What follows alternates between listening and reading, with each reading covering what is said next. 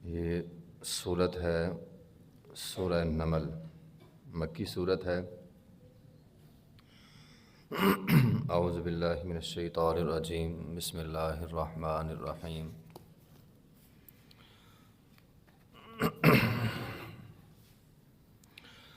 طاسین تلک آیات القرآن وکتاب مبین ھدی وبشری للمؤمنین الذین یقیمون الصلاة ویؤتون الزکاة وہم بالآخرۃ ھم یوقنون۔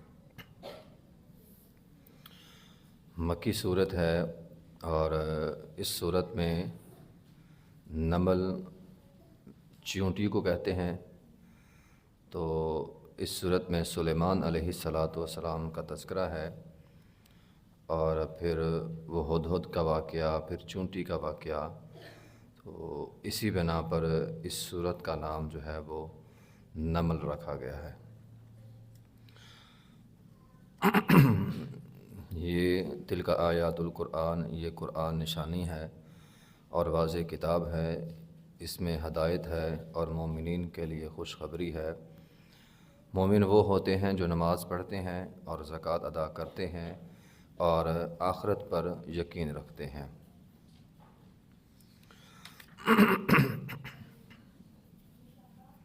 اس صورت کی آیت نمبر 15 سے اللہ تعالیٰ نے سلیمان علیہ السلام کا تذکرہ کیا ہے۔ وَلَقَدْ آتَيْنَا دَاوُودَ وَسُلَيْمَانَ عِلْمًا وَقَالَ الْحَمْدُ لِلَّهِ الَّذِي فَضَّلَنَا عَلَىٰ كَثِيرٍ مِّنْ عِبَادِهِ الْمُؤْمِنِينَ۔ تو داؤد علیہ السلام اللہ کے پیغمبر تھے۔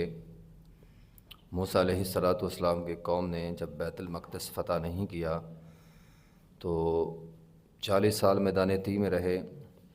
اسی دوران موسیٰ علیہ السلام فوت ہو گئے، ہارون علیہ السلام بھی فوت ہو گئے۔ وہ نسل ساری کی ساری ختم ہو گئی۔ نئی نسل جو آئی انہوں نے جہاد کیا طالوت کے ساتھ مل کر۔ تو طالوت کی فوج میں ایک کمانڈر تھا، ایک فوجی تھا جس کا نام تھا داؤد۔ تو داؤد نے جالوت کو قتل کیا، تو اللہ تعالیٰ نے داؤد علیہ السلام کو پیغمبری بھی عطا کر دی اور بادشاہت بھی ان کو عطا کر دی۔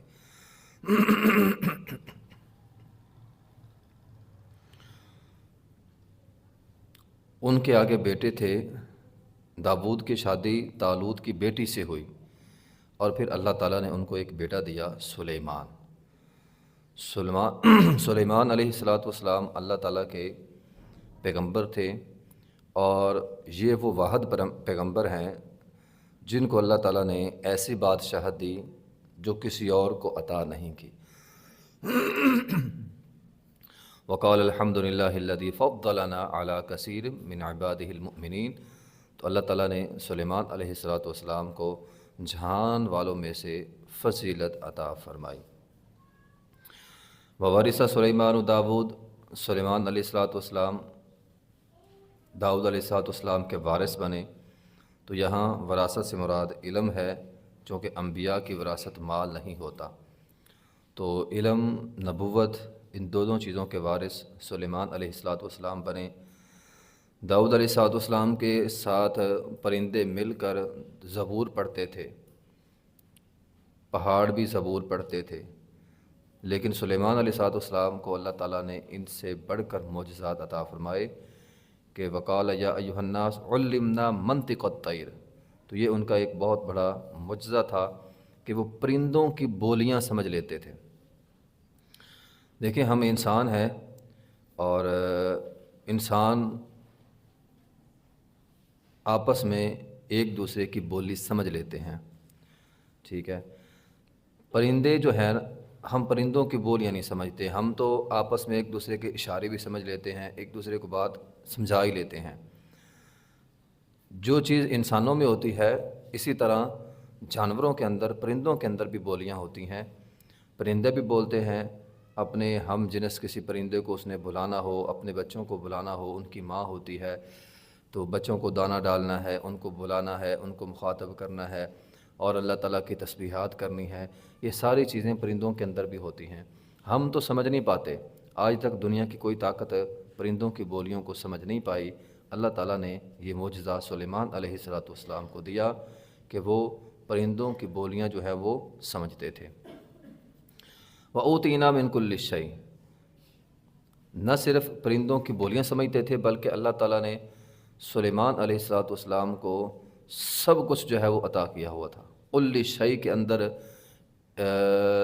ساری چیزیں آ گئیں، انسان، جانور، جن اور پرندے، ان تینوں پر اللہ تعالیٰ نے جو ہے وہ سلیمان علیہ السلام کو اختیار جو ہے وہ دیا ہوا تھا۔ خاص طور پہ انسان، جن اور پرندے۔ انسان بھی ان کی فوج کے اندر شامل تھے، جن وہ بھی ان کی فوج کے اندر شامل تھے، بڑی بڑی مہمات جنوں سے لیتے تھے، اور پیغام رسانی اور اس طرح کی چیزیں وہ پرندوں سے جو ہے وہ کیا کرتے تھے۔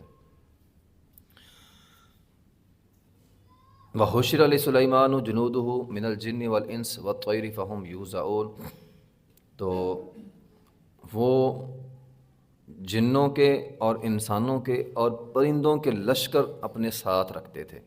وَالطَّيْرِ، پرندے، تو پرندوں کی ایک جماعت بھی، اور الگ الگ جماعتیں بنا لیتے تھے۔ یہ انسانوں کا لشکر ہے، پھر ایک جنوں کا لشکر ہے، اور ساتھ ہی پرندوں کا لشکر بھی اپنے ساتھ سلیمان علیہ السلام رکھتے تھے۔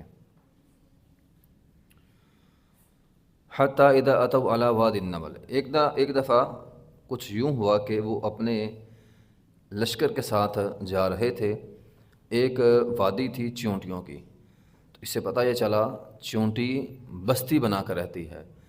بظاہر دکھنے میں ایک چھوٹا سا جانور ہے، حقیر ترین سا، لیکن چیونٹیوں کی بھی گویا ایک ملکہ ہوتی ہے، اور ایک خاندان ہوتا ہے، اور قبیلہ ہوتا ہے، اور ایک بستی ہوتی ہے جہاں پہ چیونٹیاں جو ہیں وہ ساری مل کر رہتی ہیں۔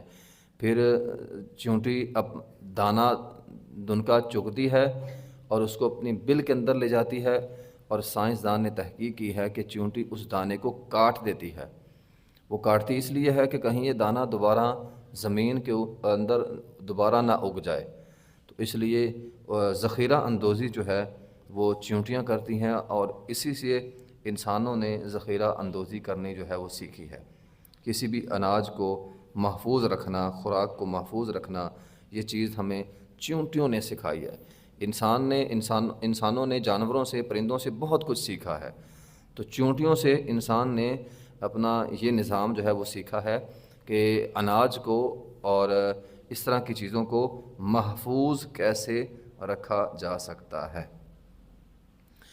تو حتی اذا اتوا علی وادی النمل، چیونٹیوں کی ایک وادی تھی، وہاں سے سلیمان علیہ السلام کا گزر تھا، تو جب لشکر کو آتے دیکھا تو قالت نملۃ یا ایھا النمل ادخلوا مساکنکم، تو وہ جو ان کی جو چیونٹی تھی نا، سردار ملکہ، اس نے چیونٹیوں کو کہا کہ اپنے اپنے بلوں میں چلی جاؤ، لا یحطمنکم سلیمان وجنودہ وہم لا یشعرون، کہیں سلیمان اور اس کا لشکر تمہیں کچل نہ ڈالے، وہم لا یشعرون، اس حال میں کہ تمہیں پتہ ہی نہ چلے، تمہیں شعور نہ ہو، لا شعوری کی بنا پر وہ تمہیں کچل ڈالے، وہم لا یشعرون، اس حال میں کہ وہ شعور نہیں رکھتے۔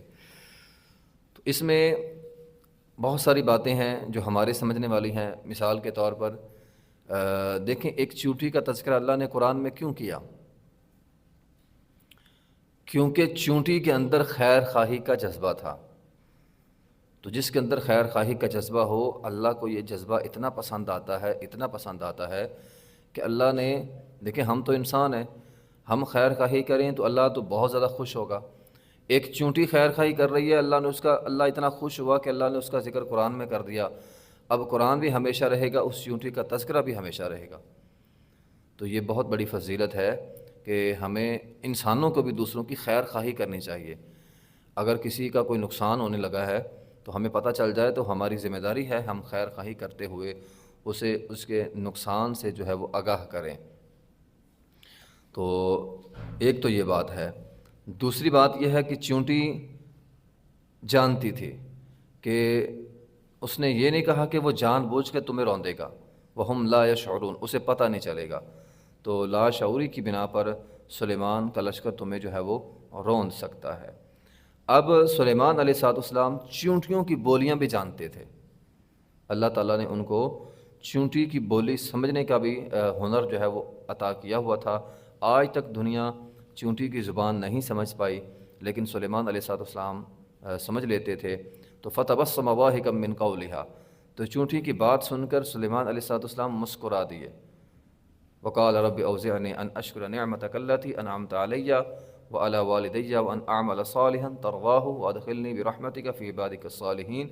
یہ ہمارے لیے بہت بڑی بات ہے سمجھنے والی کہ سلیمان علیہ السلام نے چونٹی کی آواز سنی اور آواز سن کر مسکرا دیے، ٹھیک ہے، تو ساتھ ہی اللہ تعالیٰ کا شکر بھی ادا کیا، ساتھ ہی اللہ تعالیٰ کا شکر ادا کیا۔ تو نعمت ملے تو اللہ تعالیٰ کا شکر ادا کرنا چاہیے۔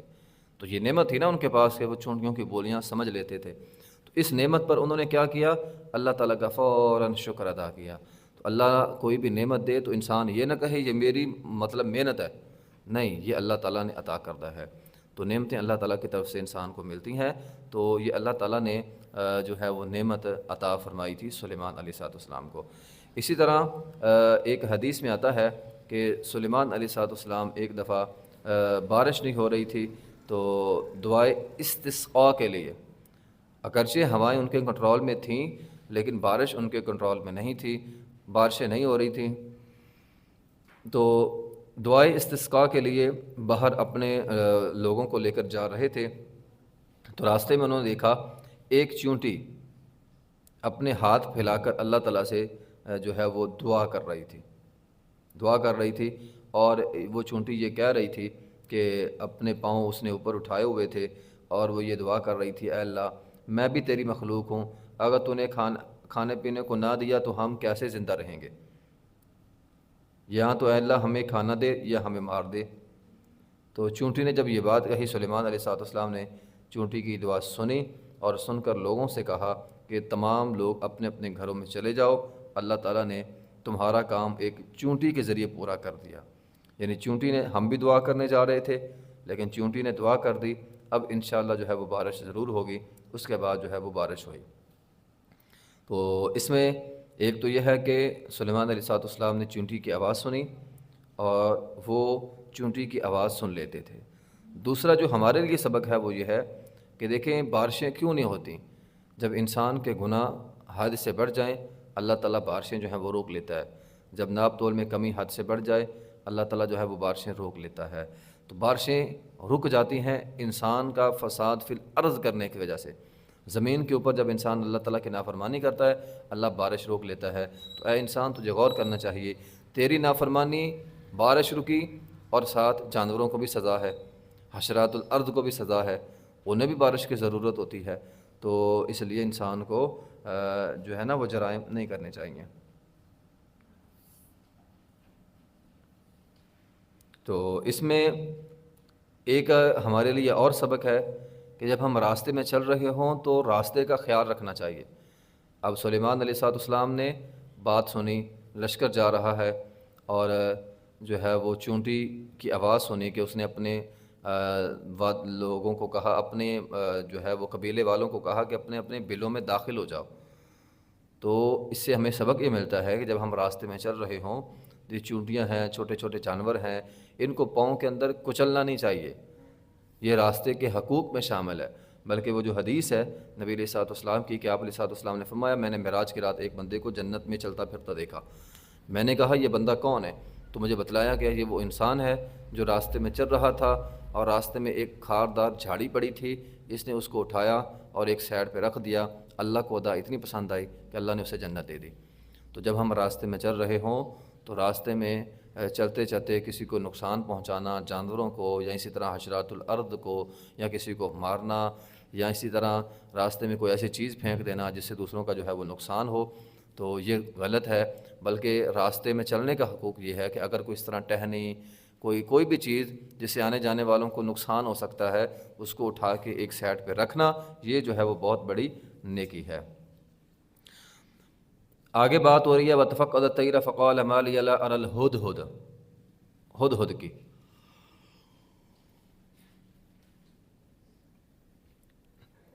اب یہاں بھی وہی بات ہمارے لیے نصیحت ہے کہ ایک ہدہد پرندہ تھا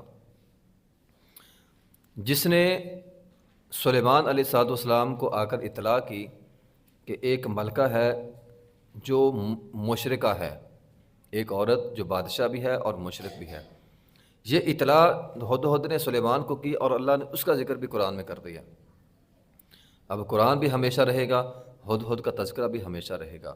تو یہ بات ہے جو ہماری بار بار اللہ تعالیٰ ہمیں سمجھا رہے ہیں کہ اگر تم خیر خواہی کرو گے، کوئی اچھا کام کرو گے تو اللہ تمہاری اچھائی کی قدر کرتا ہے۔ اللہ نے دیکھو نا کتنی قدر کی ہے کہ ایک ہدہد نے اچھا کام کیا، اللہ نے قرآن میں ذکر کر دیا اس کا۔ تو جب بھی بندہ کوئی بھی خیر خواہی کرتا ہے، نیکی کرتا ہے، دنیا میں اس کا صلہ ملے نہ ملے، اللہ تعالیٰ اس کو صلہ ضرور عطا فرماتے ہیں۔ وَكَانَ سَعْيُكُمْ مَشْكُورًا، اللہ کسی کی محنت قدر اس کو ضائع نہیں کرتا۔ لوگ محنت ضائع کر دیتے ہیں، اللہ نہیں کرتا، محنت اللہ کے لیے کیا کریں۔ تو ایک پرندہ تھا ہدہد اس کا نام تھا۔ تو سلیمان علیہ السلام جو ہے نا اس سے پتہ چلتا ہے کہ وہ پرندوں کی جو معلومات رکھتے تھے کہ کوئی غائب تو نہیں ہے، تو پتہ چلا کہ پرندہ ہدہد جو ہے وہ لشکر سے غائب ہے۔ تو لَأُعَذِّبَنَّهُ عَذَابًا شَدِيدًا أَوْ لَأَذْبَحَنَّهُ أَوْ لَيَأْتِيَنِّي بِسُلْطَانٍ مُبِينٍ، تو کہا اس کو آنے دو ذرا، اس کو آنے دو، میں اس سے ذرا پوچھوں گا یہ کہاں ہے، اگر تو اس نے مجھے کوئی اچھا عذر پیش کیا تو پھر تو ٹھیک ہے، ورنہ میں اس کو ذبح کر دوں گا۔ فَمَكَثَ غَيْرَ بَعِيدٍ فَقَالَ أَحَطتُ بِمَا لَمْ تُحِطْ بِهِ وَجِئْتُكَ مِنْ سَبَإٍ بِنَبَإٍ يَقِينٍ۔ ہدہد جب آیا تو سلیمان علیہ السلام نے اس سے پوچھا، ہاں بھی بتلاؤ بھی کہاں سے آئے ہو؟ تو اس نے کہا جی میں آپ کے پاس سے یمن کے علاقے کی ایک خبر لے کر آیا ہوں۔ تو یمن کے علاقے میں علاقہ ایک یمن کا تھا سبا، تو وہاں کے لوگوں کو میں نے دیکھا ہے، وہ بہت بڑے تاجر ہیں اور بڑے اچھے خاصے کھانے والے لوگ ہیں، لیکن میں نے ایک ایسی خبر معلوم کی ہے جس کا شاید آپ کو پتہ نہیں ہوگا کہ جو سبا کا علاقہ ہے یمن کا، وہ بڑا زرخیز ہے، شاداب ہے، اور ضروریات زندگی وہاں پہ بہت زیادہ ہے۔ اور خاص بات اس علاقے کی یہ ہے کہ وہاں کی جو حکمران ہے وہ ایک عورت ہے، ایک عورت ہے۔ تو اس عورت کا نام تفسیر کے اندر ملکہ بلقیس لکھا ہوا ہے، لیکن قرآن اور حدیث نے اس عورت کا نام جو ہے وہ بیان نہیں کیا۔ تو جب قرآن میں نہیں ہے، حدیث میں نہیں ہے، تو ہمیں بھی نہیں بیان کرنا چاہیے۔ تو ایک عورت ہے جو حکمران ہے اور بڑا جو ہے نا وہ عالی شان۔ تو انی وجدت امرأۃ تملکہم، ایک عورت ہے جو وہاں کی حکمران ہے۔ وأوتیت من کل شیء وَلَهَا عَرْشٌ عظیم۔ تو اس سے پتہ چلتا ہے کہ ہدہد نے چونکہ سلیمان علیہ السلام کا بھی تخت دیکھا ہوا تھا، لیکن اس ملکہ کا تخت جو وہ بھی بڑا عظیم تھا، تو اس لیے اس نے عرش عظیم کہا ہدہد نے، کہ بڑا ایک ہیرے جواہرات سے جڑا ہوا ایک بڑا شاہی تخت جو ہے اس عورت کا ہے۔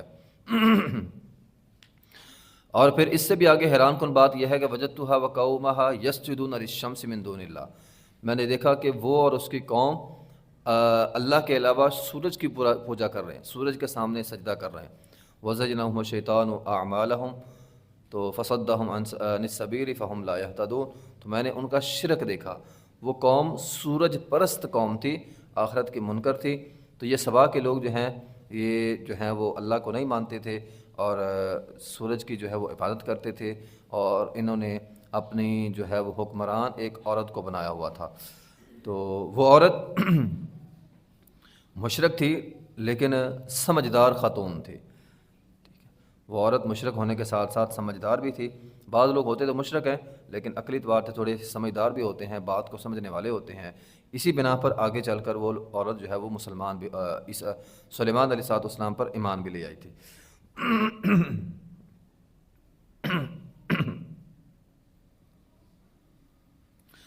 اللہ یسجد للہ الذی یخرج الخبء فی السماوات والارض ویعلم ما تخفون وما تعلنون، تو وہ اللہ کو سجدہ کیوں نہیں کرتے؟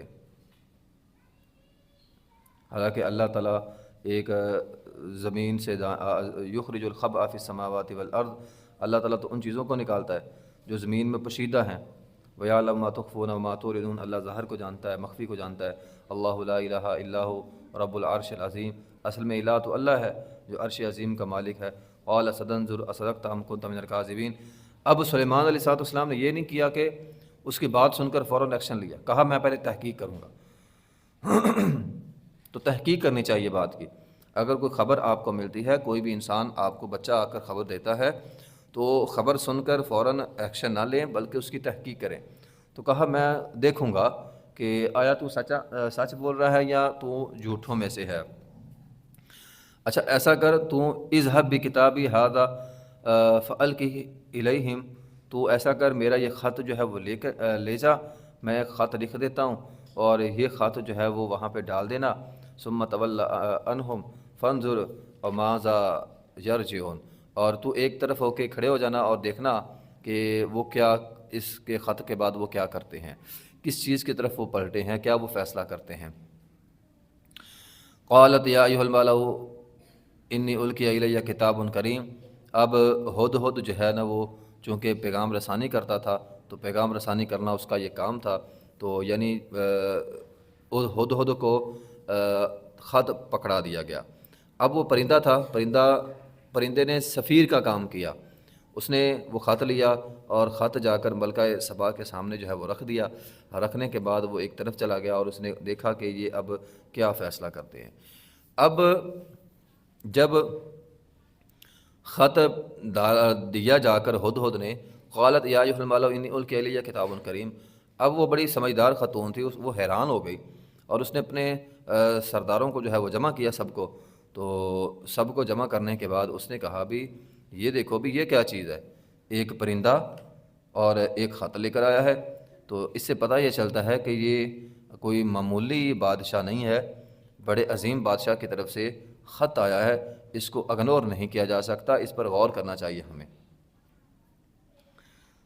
تو انہ من سلیمان و انہ بسم اللہ الرحمن الرحیم، پھر اس نے خط کھولا اور خط کھول کر جو ہے وہ اپنے جو اس کے وزیر مشیر جو بھی تھے نا ان کو جو ہے وہ سنایا، اور اس نے کہا کہ یہ خط جو ہے وہ سلیمان کی طرف سے ہے اور اس کا آغاز بسم اللہ الرحمن الرحیم سے ہوا ہے، یعنی اس خدا کی طرف سے نہیں ہوا جس کی ہم عبادت کرتے ہیں، بلکہ اس بادشاہ کا خدا بھی کوئی اور ہے۔ تو اس سے ہمیں خط و کتابت بھی پتہ چلتی ہے۔ تو خط کے اندر کیا کیا چیزیں ہونی چاہیے؟ ایک تو اپنا تعارف، خط بھیجنے والا کون ہے۔ نبی علیہ الصلوۃ والسلام بھی جب خط لکھتے تھے تو آپ اپنا نام لکھتے تھے، محمد بن عبداللہ، ٹھیک ہے، تو نام ہو پہلے، اور سب سے پہلے تو بسم اللہ ہونی چاہیے۔ تو نبی علیہ الصلوۃ والسلام نے جب خط لکھا تھا قیصر اور کسریٰ کی طرف، سب سے پہلے آپ نے بسم اللہ لکھی تھی۔ تو ممکن ہے یہاں بھی پہلے بسم اللہ ہی تھی، لیکن چونکہ وہ خط بادشاہ کی طرف سے تھا تو ملکہ نے پہلے بادشاہ کا نام لیا کہ یہ ہے سلیمان کی طرف سے، لیکن شروع کس سے ہوا ہے؟ بسم اللہ الرحمن الرحیم سے شروع ہوا ہے۔ تو یہ خط جو ہے وہ بسم اللہ الرحمن الرحیم سے شروع ہوا ہے۔ تو یہاں یہ بھی پتہ چلا کہ بسم اللہ الرحمن الرحیم قرآن کی آیت بھی ہے، تو یہ صرف سورت کے شروع میں نہیں پڑھی جاتی بلکہ یہ قرآن کی ایک آیت بھی ہے۔ تو خط لکھنا ہو تو ایک تو اپنا تعارف بسم اللہ لکھیں اور اس کے بعد اپنا تعارف لکھیں، اور خط کا جو مضمون ہے وہ مختصر رکھیں، تو اس نے کہا یہ خط ہے انہ من سلیمان و انہ بسم اللہ الرحمن الرحیم، بسم اللہ الرحمن الرحیم سے جو ہے وہ شروع ہوا ہے۔ اللہ تعالی علیہ واتونی مسلمین، اور اس کے اندر بڑے مختصر سی بات لکھی ہے کہ اگر تم میرے معاملے میں سرکشی نہ کرو، فرما برداری اختیار کرو اور میرے پاس آ جاؤ فرما بردار بن کر۔ تو یہ تو بڑا اہم جملہ لکھا ہوا ہے، اللہ تعالی علیہ واتونی مسلمین، کہ سرکشی نہیں کرنی، فرما برداری کرنی ہے اور فرما برداری کرتے ہوئے میرے پاس آ جاؤ۔ قالت یا ایھا الملأ افتونی فی امری، اے سردارو اب مجھے مشورہ دو۔ تو مشورہ کرنا چاہیے، نبی علیہ الصلوۃ والسلام بھی اہم معاملات میں مشورہ کرتے تھے۔ تو جو سمجھدار لوگ ہوتے ہیں وہ مشورہ کرتے ہیں۔ تو اس نے بہت سارے سردار جو ہے وہ رکھے ہوئے تھے، ان سرداروں کو اس نے بلایا اور کہا کہ مجھے جو ہے نا وہ یہ مشورہ دو۔ تو یہ خط جو ہے وہ میرے پاس آیا۔ تو آج بھی جو بادشاہ ہوتے ہیں اگر وہ مشورہ کریں تو مشورے کے اندر خیر ہوتی ہے۔ نبی علیہ الصلوۃ والسلام اکثر اہم کاموں کے لیے مشورہ کیا کرتے تھے، جنگ بدر میں، جنگ احد میں، غزوہ خندق میں، تبوک میں، اور یہ ان ساری مہمات میں نبی علیہ الصلوۃ والسلام نے صحابہ سے مشورہ لیا اور صحابہ سے مشورہ لے کر ہی نبی علیہ الصلوۃ والسلام کام کیا کرتے تھے۔ حالانکہ آپ پیغمبر تھے، عظیم پیغمبر تھے، اللہ کے حکم کے بغیر کچھ نہیں کرتے تھے، لیکن جب دنیاوی معاملات آتے تھے تو وہاں نبی علیہ الصلوۃ والسلام اصحاب سے مشورہ کیا کرتے تھے۔ تو جب بھی کوئی اہم کام کرنا ہو تو جو ہے نا وہ مشورہ کرنا چاہیے۔ وشاورہم فی الامر کے تحت تو ہر اہم کام مشورے کے ساتھ کرنا چاہیے۔ نبی علیہ الصلوۃ والسلام نے فرمایا جس سے مشورہ طلب کیا جائے اسے چاہیے کہ وہ اچھا مشورہ دے، اچھا مشورہ دے۔ تو قالت یا ایھا الملأ وافتونی فی امری ما کنت قاطعۃ امرا حتی تشہدون، اے میرے دربار کے سردارو مجھے اس معاملے میں مشورہ دو کہ جب تک تم لوگ میرے پاس موجود نہ ہو میں کسی معاملے کو طے نہیں کرتی۔ تو ما کنت قاطعۃ امرا حتی تشہدون، کوئی بھی اہم فیصلہ میں تمہارے مشورے کے بغیر جو ہے وہ نہیں کرتی، تو اس لیے اب مجھے تم مشورہ دو، تو اب کیا کرنا چاہیے؟ قالوا نحن اولو قوۃ واولو بأس شدید، تو سردار میں جو لوگ تھے انہوں نے کہا جی ہم تو بڑے طاقتور لوگ ہیں اور بڑے سخت جنگجو ہیں، تو والامر الیکی ما فانظری ماذا تأمرین، تو ہم تو یہ کہتے ہیں کہ جنگ ہونی چاہیے لیکن ہم اپنا فیصلہ آپ کے سپرد کرتے ہیں، آپ ہمیں جو حکم دیں گے تو ہم جو ہے وہی کام کریں گے۔ تو جنگ سے ہم پیچھے نہیں ہٹیں گے، اگر آپ ہمیں جنگ کا حکم دیں گی تو ہم جنگ کریں گے۔ قالت ان الملوک اذا دخلوا قرية افسدوها وجعلوا اعزة اهلها اذلة، وہ ملکہ بڑی سمجھدار تھی، وہ جان گئی کہ یہ معمولی بادشاہ نہیں ہے، یہ عام بادشاہوں کی طرح کوئی عام بادشاہ نہیں ہے، بلکہ اس نے جو خط بھیجا ہے ایک پرندے کے ذریعے بھیجا ہے، تو اسے پتہ چلتا ہے کہ اس کی سلطنت کے اندر پرندے بھی اس کے تابع اور فرما بردار ہیں اور اس کی جو ہے وہ بات مانتے ہیں۔ تو ایسا نہ ہو کہ ہم کسی بڑے بادشاہ کے سامنے جنگ کریں اور پھر بادشاہ کیا کرتے ہیں، جب وہ جنگ کرتے ہیں اور جنگ میں فاتح بنتے ہیں تو افسدوا فیہا، تو اس علاقے کو تباہ کر دیتے ہیں۔ تو اصول تو یہی ہوتا تھا نا کافروں کا کہ جس علاقے کو فتح کرتے تھے اس علاقے کو سب کو تباہ کر دیتے تھے۔ وجعلوا اعزة اهلها اذلہ، تو جو ان کے عزت والے لوگ ہوتے تھے وہ ذلیل ہو جاتے تھے، یعنی غلام بن جاتے تھے۔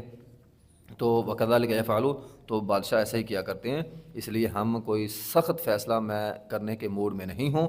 وہ تم لوگوں نے تو سخت فیصلہ کر دیا کہ جنگ کا، لیکن میں جنگ کے موڈ میں نہیں ہوں، میں اس کے ساتھ اپنے معاملات جو ہے وہ طے کروں گی، کہیں ایسا نہ ہو جنگ کے نتیجے میں ہم سارے مارے جائیں اور ہماری یہ سلطنت جو ہے وہ تباہ ہو جائے۔ تو خواہ مخواہ ہمیں جنگ نہیں کرنی چاہیے، اگر بات چیت کے ذریعے معاملات حل ہوتا ہے تو ہمیں بات چیت کرنی چاہیے، اور یہ بہت اچھا فیصلہ ہے۔ نبی علیہ الصلوۃ والسلام نے بھی کبھی بھی جنگ طلب نہیں کی، اور یہ شریعت اسلامیہ کے اندر بھی ہے۔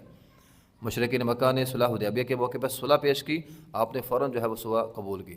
تو اگر صلح سے معاملہ حل ہوتا ہو تو جنگ نہیں کرنی چاہیے، اگر جو کام بغیر جنگ کیے حاصل ہو جائے مذاکرات کے ذریعے تو اسلام نے اس چیز کو پسند کیا ہے۔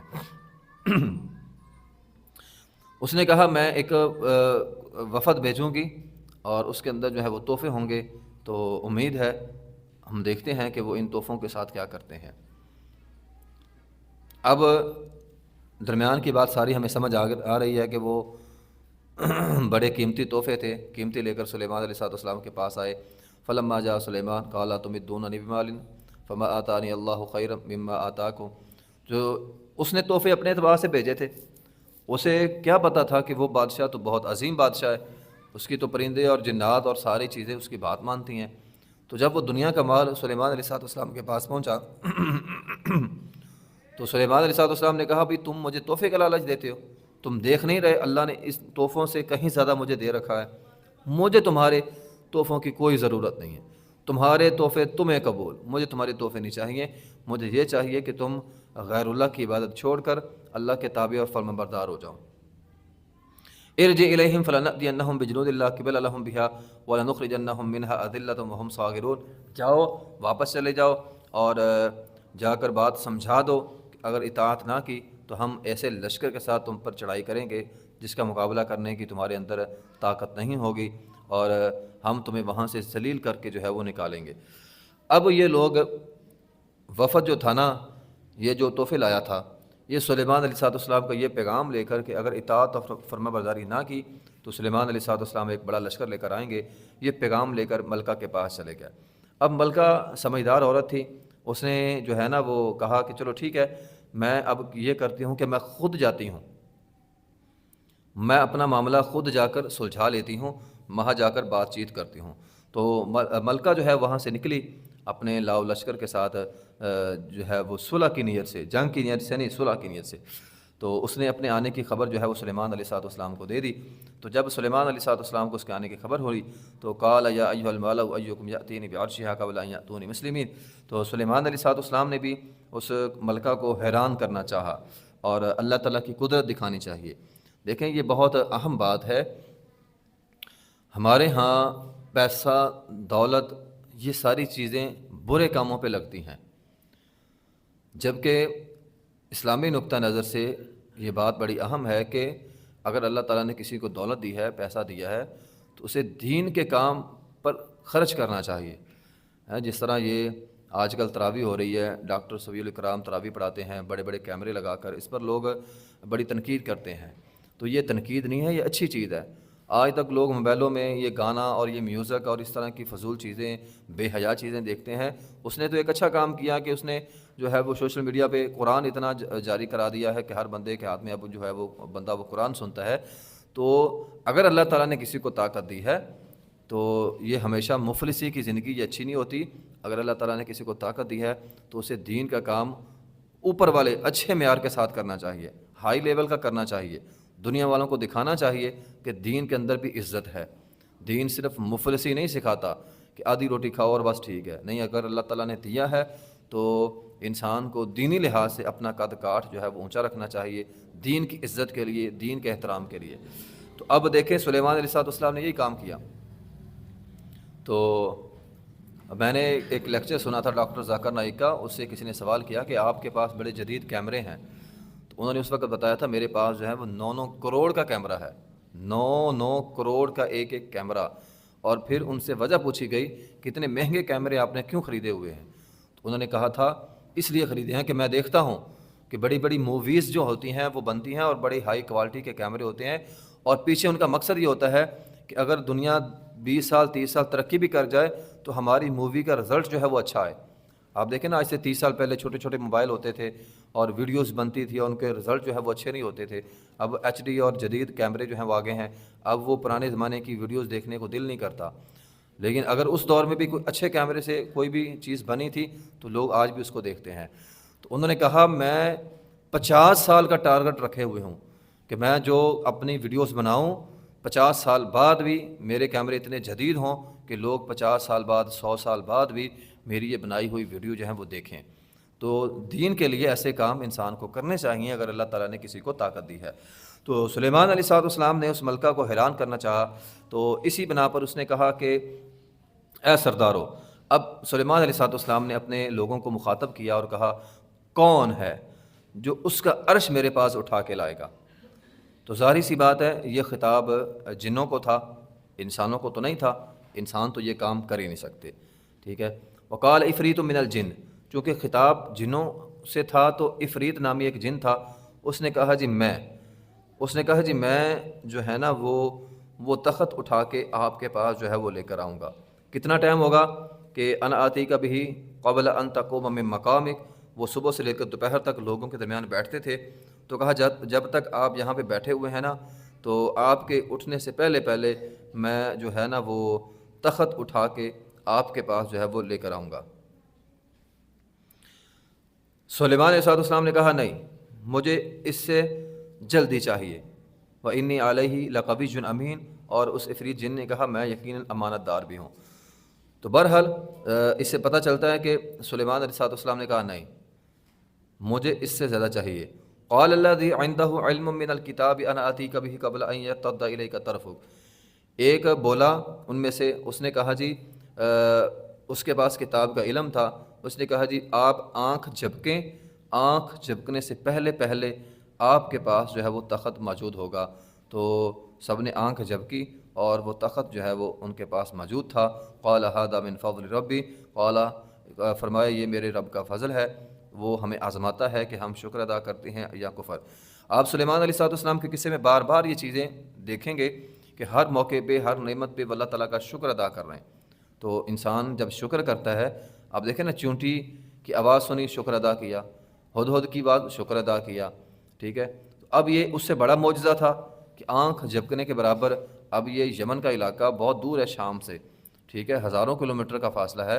تو آنکھ جھپکنے کے برابر وہ تخت جو ہے وہ سارے کا سارا یہاں پہ آ گیا.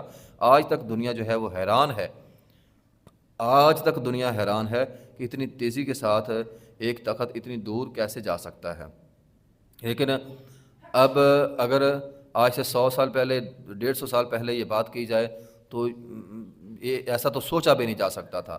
لیکن اب کم از کم ایسا سوچا جا سکتا ہے.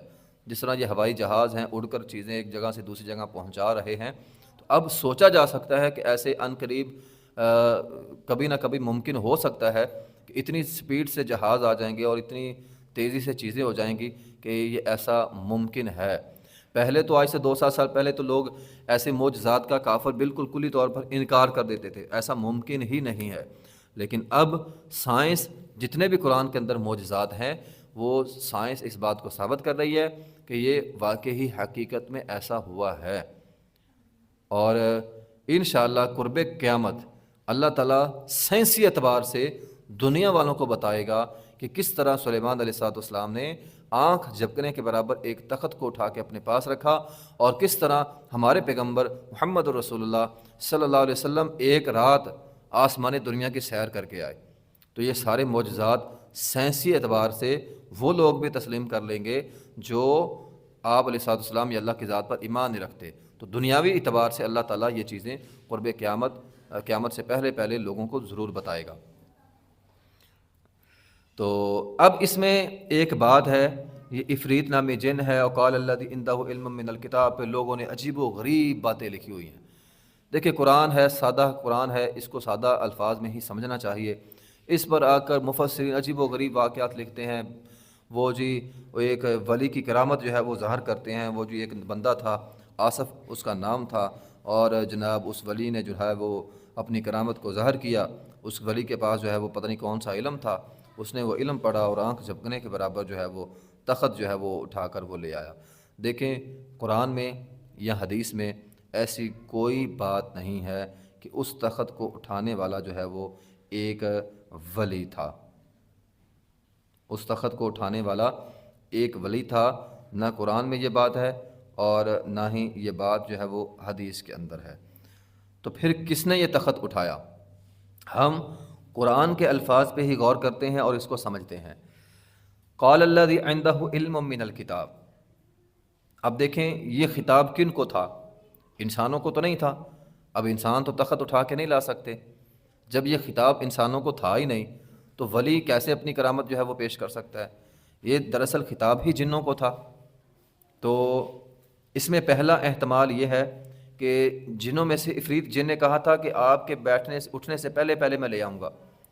چونکہ انی علیہ لقوی امین سے پتہ چلتا ہے کہ وہ عفریت جن شیطان تھا، تو اس کا کوئی مطلب جو ہے نا اس کے بارے میں باتیں اچھی مشہور نہیں تھی، وہ خیانت کر سکتا تھا، اس لیے سلیمان علیہ السلام نے انکار کر دیا. پھر وہ شخص جس کے پاس حقیقی علم تھا، عفریت کے پاس تو جنوں والا علم تھا نا، شیطانی علم تھا، تو جس کے پاس نوری علم تھا اس نے کہا کہ میں یہ کام، وہ تھا جن ہی لیکن اس کے پاس نوری تھا. اب شیطانی علم والا 2-4 گھنٹوں میں لا سکتا ہے، تو نوری علم والا یقیناً ایک لمحے کے اندر لا سکتا ہے. تو اس میں تو ہمارے لیے یہ سبق ہے کہ اللہ کے نور میں، نوری علم میں جو قرآن کا علم ہے اس میں طاقت زیادہ ہے. شیطانی علم میں کوئی طاقت نہیں ہے، تو وہ تو آنکھوں کا دھوکہ ہوتا ہے. اصل طاقت اللہ کی کلام میں ہے. سورہ فاتحہ پڑھ کر صحابہ کرام نے بڑے بڑے لوگوں کو دم کیا. ایک مجنون پاگل جادوگر پاگل آدمی تھا، اس پر ایک صحابی نے فاتحہ پڑھ کے دم کیا، وہ بندہ ہی ٹھیک ہو گیا. تو اللہ کے قرآن میں طاقت زیادہ ہے. ہمیں کیوں نہیں شفا ملتی؟ یہ ہمارے ایمان کی کمزوری ہے. قرآن شفا ہے، شفاء للناس ہے، ٹھیک ہے، شفاء لما فی الصدور ہے. تو یہ شفا ہے، ہمیں شفا کیوں نہیں ملتی؟ کیونکہ ہمارا ایمان کمزور ہے. اگر یقین ہو تو قرآن کی طاقت زیادہ ہے. ایسے لوگ گھروں کے اندر جنات کی وجہ سے پریشان رہتے ہیں، جی ہمارے گھر میں اثر ہو گیا ہے، جنوں کا سایہ ہو گیا، فلاں ہو گیا، یہ ہو گیا، وہ ہو گیا. تو یہ گھبرانے کی بات نہیں ہوتی. اگر آپ قرآن کا ساتھ نبھائیں، قرآن پڑھیں، تو شیاطین آپ کا کچھ نہیں بگاڑ سکتے. نمبر 1 کہ وہ کوئی جن تھا جس کے پاس نوری علم تھا، تو اس نے وہ کام کیا. نمبر 2 یہ سلیمان علیہ السلام کا معجزہ ہو سکتا ہے. تو قال الذی عندہ علم من الکتاب، تو سب سے زیادہ علم سلیمان علیہ السلام کے پاس ہی تھا، تو یہ سلیمان علیہ السلام کا معجزہ تھا۔ تو معجزہ سلیمان علیہ السلام کو اللہ تعالیٰ نے بڑے بڑے معجزے دیے تھے، تو یہ معجزہ بھی بعید نہیں ہے۔ نمبر 3، قال الذی عندہ علم من الکتاب سے مراد فرشتہ ہو سکتا ہے کہ جنات نے تو یہ کام نہیں کیا، تو فرشتہ، جو فرشتے سلیمان علیہ السلام کے پاس فرشتہ آیا، اس نے کہا جی یہ کام میں کر دیتا ہوں، تو اللہ تعالیٰ نے اپنی قدرت دکھانی تھی، تو اللہ تعالیٰ نے جبرائیل کو بھیجا، تو یہ تخت لانے والے جبرائیل تھے۔ اگر بات جبرائیل کی ہو پھر بھی بات سمجھ آتی ہے، وہ لا سکتے ہیں۔ اگر سلیمان علیہ السلام کی ہو پھر بھی سمجھ آتی ہے کہ سلیمان علیہ السلام جو ہے ان کا معجزہ ہے۔ اور اگر کسی نیک جن کی بات ہو تو پھر بھی بات سمجھ آتی ہے کہ جب شیطانی علم اتنا تیز ہو سکتا ہے تو جس کے پاس نوری علم تھا تو وہ بھی یہ کام کر سکتا ہے۔ رہی بات ولی کی، تو ولی نہیں ہو سکتا۔ اس کی وجہ یہ ہے کہ ایک پیغمبر کی موجودگی میں کوئی انسان، اس کا علم پیغمبر کے علم سے زیادہ نہیں ہو سکتا، ٹھیک ہے؟ تو یہ ولی کی کرامت نہیں ہو سکتی کہ پیغمبر موجود ہو اور ولی کہے کہ میں جو ہے آپ سے زیادہ یہ کام کر سکتا ہوں۔ تو بڑے بڑے کام جنات کرتے تھے، انسان کا کام ہی نہیں ہے۔ تو اس لیے ولی مراد نہیں ہے، یا تو کوئی نوری جن تھا، یا سلیمان علیہ السلام خود تھے، یا پھر فرشتے نے یہ کام جو ہے وہ کیا۔ اب تخت سامنے آ گیا، قال نکروا لها عرشها، سلیمان علیہ السلام نے کہا ٹھیک ہے بھائی اس کو اب بدل دو، میں چاہتا ہوں اس کے اندر تھوڑی سی تبدیلی کر دو۔ تبدیلی ہو گئی، ننظر اتهتدی ام تکون من الذین لا یهتدون، میں اب غور کروں گا کہ اب وہ جو ملکہ ہے نا، اس کا جب وہ آئے گی تو کیا وہ اس کو پہچان پاتی ہے یا نہیں پہچان پاتی۔ تو فلما جاءت قیل هکذا عرشک، اب سوالی انداز میں ملکہ سبا سے سلیمان علیہ السلام نے پوچھا کیا یہ تیرا عرش ہے؟ یہ نہیں کہا یہ تیرا ہے، سوالی انداز میں بات کی، کیا یہ تیرا ہی عرش ہے؟ اس نے بھی پکی بات نہیں کہی کہ میرا ہے، وہ دیکھ کر حیران ہو گئی۔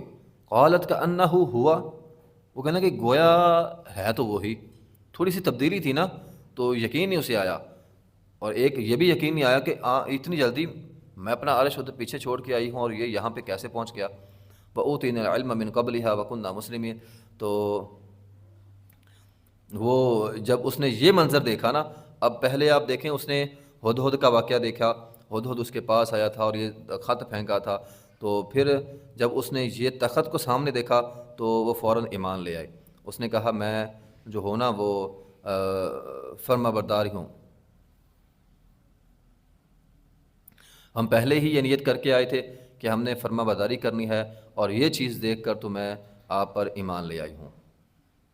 وَصَدَّهَا مَا كَانَتْ تَعْبُدُ مِن دُونِ اللَّهِ إِنَّهَا كَانَتْ قَوْمٍ كَافِرِينَ وَقِيلَ لَهَا ادْخُلِي الصَّرْحَ فَلَمَّا رَأَتْهُ حَسِبَتْهُ لُجَّةً وَكَشَفَتْ عَنْ سَاقَيْهَا۔ پھر آگے ایک اور امتحان لیا ملکہ کا، تو جو سبا کی ملکہ تھی اس کا سلیمان علیہ السلام نے، کہ اس کے محل تھا نا، محل میں سلیمان علیہ السلام نے کہا اس محل میں چلو۔ تو جب وہ چلی تو اس نے دیکھا کہ پانی کا حوض تھا، تو اس نے اپنی پنڈلیوں سے کپڑا اٹھا لیا۔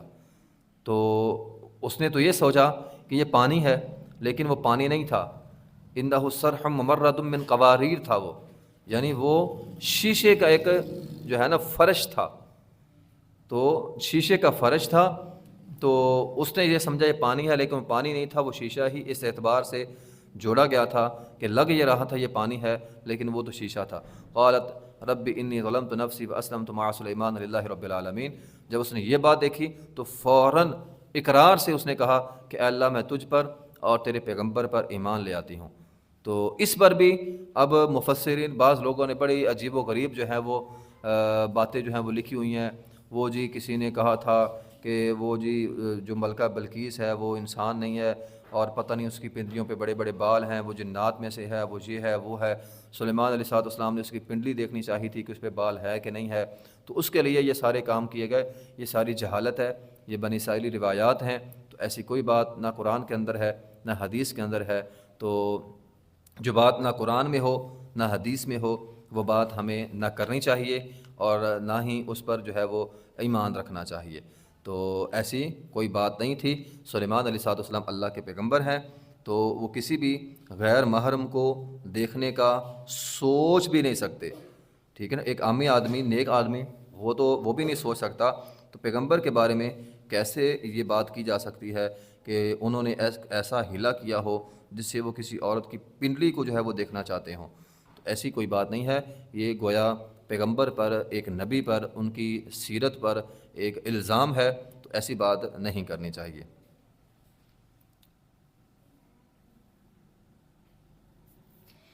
تو بہرحال یہ سلیمان علیہ السلام کا واقعہ تھا جو اللہ تعالیٰ نے جو ہے وہ اس سورت کے اندر بیان فرمایا۔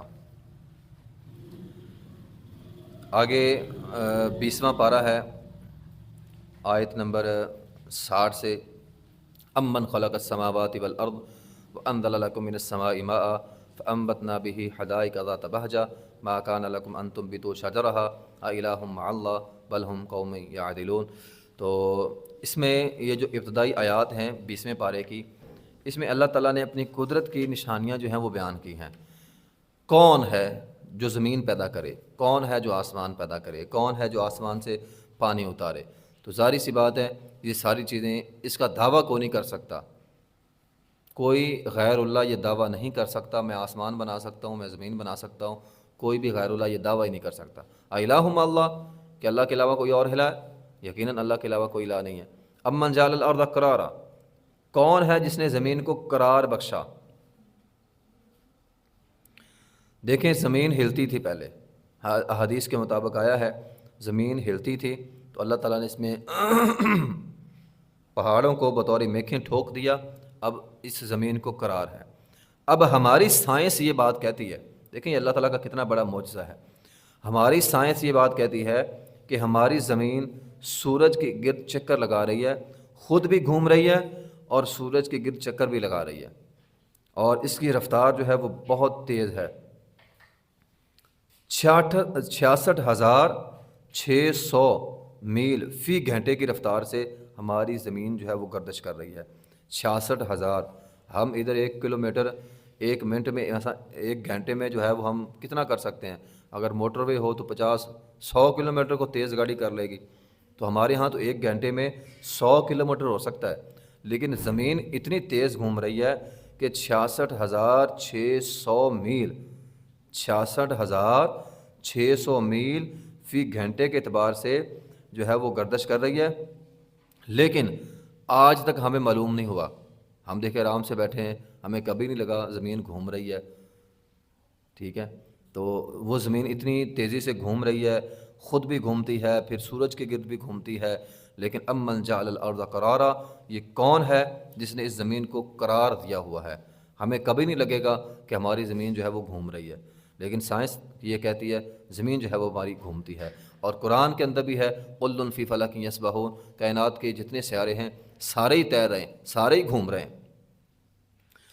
تو یہ اللہ تعالیٰ کی بہت بڑی قدرت کی جو ہے وہ نشانی ہے۔ وجعل خلالها انہارا وجعل لها رواسي وجعل بین البحرین حاجزا، تو یہ ساری اللہ تعالیٰ نے اپنی قدرت کی جو ہے وہ نشانیاں بیان کی ہے۔ امن یجیب المضطر اذا دعاہ ویکشف السوء، جب کوئی لاچار آدمی، بے بس آدمی، مجبور آدمی اللہ کو پکارتا ہے، اللہ اس کی دعا رد نہیں کرتا۔ تو جب بھی ہم اللہ کو پکارتے ہیں اللہ ہماری دعائیں سنتا ہے، ٹھیک ہے؟ حضرت عمر رضی اللہ عنہ کا قول ہے کہ جب کوئی انسان اللہ کے سامنے ہاتھ اٹھاتا ہے نا، اللہ ہاتھ اٹھانے کی توفیق ہی اس کو دیتا ہے جس کی دعا اللہ نے قبول کرنی ہو۔ اگر آپ نے اللہ کے سامنے ہاتھ اٹھا لیے تو سمجھ جائیں آپ کی دعا قبول ہو گئی۔ اگر اللہ نے دعا آپ کی قبول نہ کرنی ہوتی تو آپ کو اللہ تعالیٰ نے ہاتھ اٹھانے کی توفیق ہی نہیں دینی تھی۔ تو اگر آپ کے پاس ہاتھ اٹھانے کی توفیق ہے تو سمجھ جائیں اللہ تعالیٰ نے آپ کو، آپ کی دعا سننی ہے تو آپ کو توفیق دی ہے۔ اما یہدیکم فی ظلمات البر والبحر، یہ بھی اللہ تعالیٰ کی قدرت نشانی ہے کہ کون ہے جو تمہیں راستہ دکھاتا ہے سمندر میں اور خشکی میں، تو ستاروں کے ذریعے اللہ تعالیٰ نے تمہیں راستہ دکھایا۔ اما یبدأ الخلق ثم یعیدہ، یہ ساری قدرت کی جو ہے وہ نشانیاں اللہ تعالیٰ نے یہاں پر بیان فرمائی ہیں۔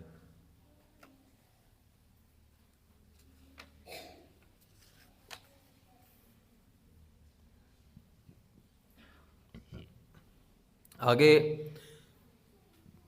یہ آیت نمبر 80 میں ہے، انک لا تسمع الموتى ولا تسمع الصم الدعاء اذا ولوا مدبرین۔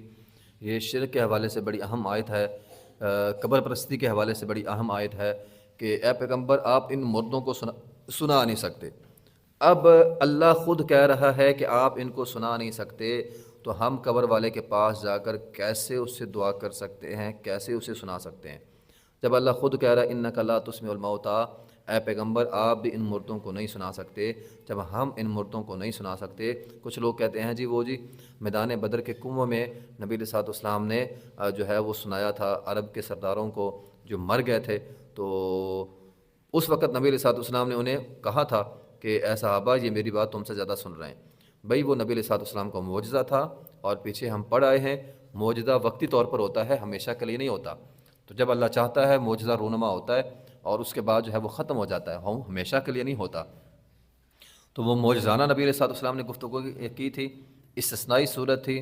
عام حالات میں جب انسان فوت ہو جائے چاہے وہ کوئی بھی ہو، انک لا تسمع الموتیٰ، مردوں کو ہم نہیں سنا سکتے، ٹھیک ہے؟ تو کوئی بھی مردہ کسی بھی انسان کی بات نہیں سنتا۔ تو جو احادیث کے اندر ہیں احادیثیں مردوں کو سننے کی، وہ ساری استثنائی صورتیں ہیں، خاص حالات میں اللہ تعالیٰ نے ان کو سنایا ہے، عام حالات میں وہ مردے نہیں سنتے۔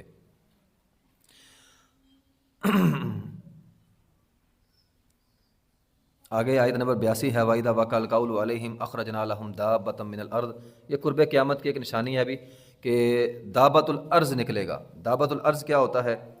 نبی علیہ الصلوۃ والسلام نے فرمایا قیامت کے نزدیک جب 3 نشانیاں ظاہر ہو جائیں گی تو وہ وقت جو ہے وہ قیامت کا ہوگا، اور اس وقت ایمان لانے والے کا ایمان جو ہے وہ قبول نہیں ہوگا۔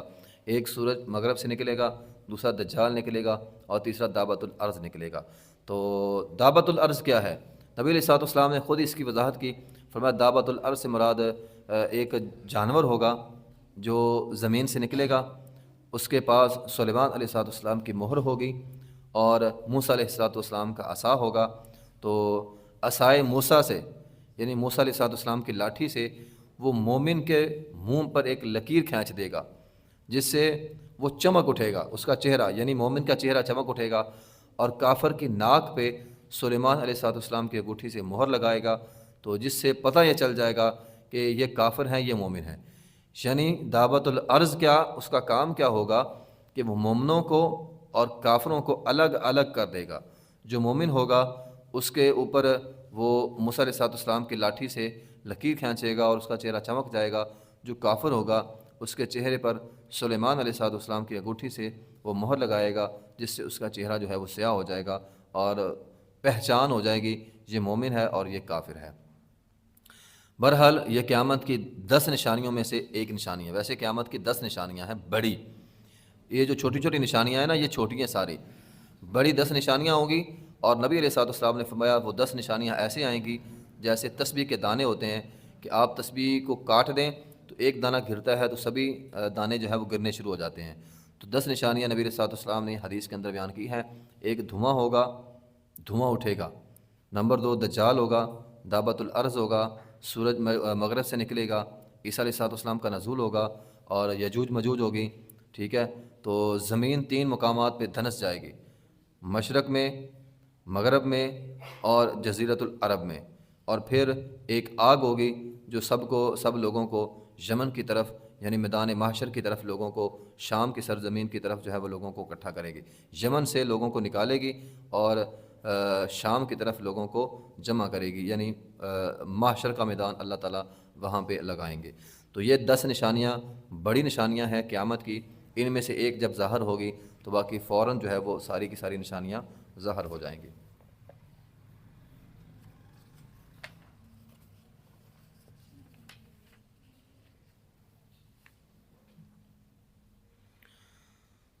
آگے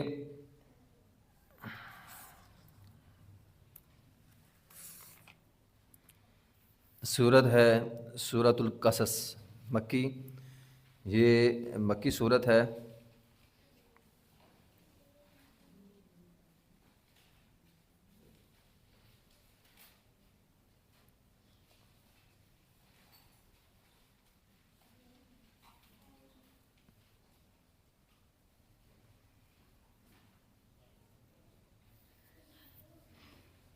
اس صورت میں تفصیل کے ساتھ موسیٰ علیہ الصلوۃ والسلام کا واقعہ بیان ہوا ہے۔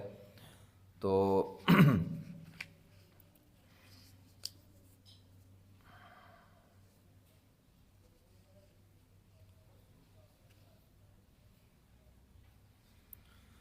تو تواسیم تلک آیات الکتاب المبین نتلو علیک من نبأ موسیٰ و فرعون، تو موسیٰ اور فرعون کا خبر اللہ تعالیٰ نے اس کے اندر جو ہے وہ بیان کی ہے۔ تو فرعون ہر اس بادشاہ کو کہا جاتا تھا جو مصر کا ہوتا تھا، اور ہر مصر کے بننے والے بادشاہ کو فرعون کا لقب جو ہے وہ دیا جاتا تھا۔ تو موسیٰ علیہ السلام کے زمانے میں بھی جو بادشاہ تھا وہ فرعون ہی تھا، اور وہ اپنے آپ کو جو ہے وہ انا ربکم الاعلیٰ کہا کرتا تھا۔ ان فرعون علا فی الارض وجعل اہلہا شیعا یستضعف طائفۃ منہم یذبح ابناءہم ویستحیی نساءہم۔ فرعون نے اپنی پالیسی یہ قائم کی تھی کہ اسے پتہ چلا کہ کوئی تیرے اختیار پر جو ہے وہ قابو ہو جائے گا، تو اس نے کیا کیا کہ اس نے بچوں کو ذبح کرنا شروع کر دیا۔ جو بھی بچہ پیدا ہوتا اسے ذبح کر دیتا، جو بچی پیدا ہوتی اس کو چھوڑ دیتا۔ تو پھر اللہ تعالیٰ نے پھر آہستہ آہستہ بچے کم ہونے شروع ہو گئے، تو کسی نے اسے بتایا اسی طرح تو سارے بنی اسرائیل ختم ہو جائیں گے، تو اس نے کہا 1 سال بچوں کو چھوڑ دیا جائے اور 1 سال بچوں کو جو ہے وہ قتل کیا جائے۔ تو بہرحال جس سال بچوں کو قتل کیا جاتا تھا اللہ تعالیٰ نے اس سال موسیٰ علیہ السلام کو پیدا فرمایا، اور آیت نمبر 7 کے اندر ہے وَأَوْحَيْنَا إِلَىٰ أُمِّ مُوسَىٰ أَنْ أَرْضِعِهِ۔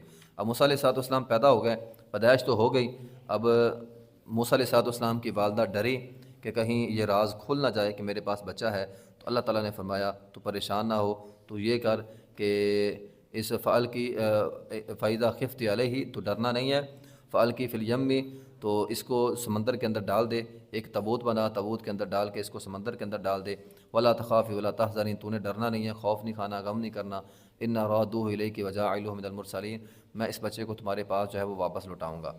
فالتقطہ آل فرعون لیکون لهم عدوا وحزنا ان فرعون وہامان وجنودہما کانوا خاطئین۔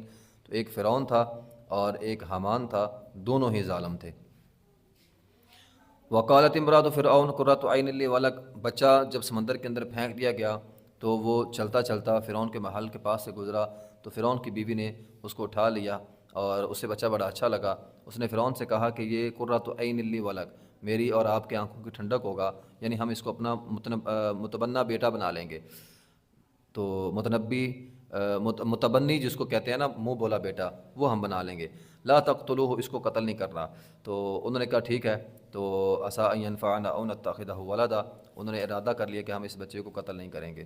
واصبح فؤاد ام موسیٰ فارغا، اب ایک دن ہو گیا تھا، بچہ چھوٹا تھا، ماں کا دل بڑا پریشان تھا، اتنا پریشان تھا کہ قریب تھا کہ وہ بول کر کہہ دیتی میرا بچہ کدھر ہے، لیکن اللہ تعالیٰ نے ان کے دل کو تسلی دی۔ وقالت لاختہ قصیہ، اس نے ساتھ اپنی بیٹی کو یعنی موسیٰ علیہ السلام کی بہن کو یہ بات کہی تھی کہ تو نے دیکھنا ہے فبصرت بہ عن جنب، ایک طرف ہو کے دیکھتا رہنا ہے کہ اس بچے کے ساتھ کیا معاملہ ہوتا ہے۔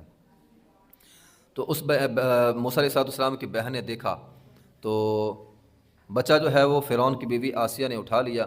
وحرمنا علیہ المراضیہ، اب مسئلہ تھا دودھ پلانے کا، تو اللہ تعالیٰ فرماتے ہیں ہم نے موسیٰ پر دائیوں کا دودھ حرام کر دیا۔ اب چھوٹا سا بچہ جو بھی دائی آتی اسے دودھ پلانا چاہتی، اپنی چھاتی سے لگاتی، لیکن موسیٰ علیہ السلام کسی بھی دائیا کا دودھ نہ پیتے۔ تو اس پر اس کی بہن نے کہا فقالت هل ادلکم علی اہل بیت یکفلونہ لکم وہم لہ ناصحون، میں تمہیں ایک گھرانے کے بارے میں بتاتی ہوں، اب مجھے امید ہے کہ یہ بچہ اس کا جو ہے وہ دودھ پی لے گا۔ تو وہ خیر خواہ بھی ہے، بہت اچھے لوگ ہیں، تو انہوں نے کہا چلو ٹھیک ہے لے کر آؤ۔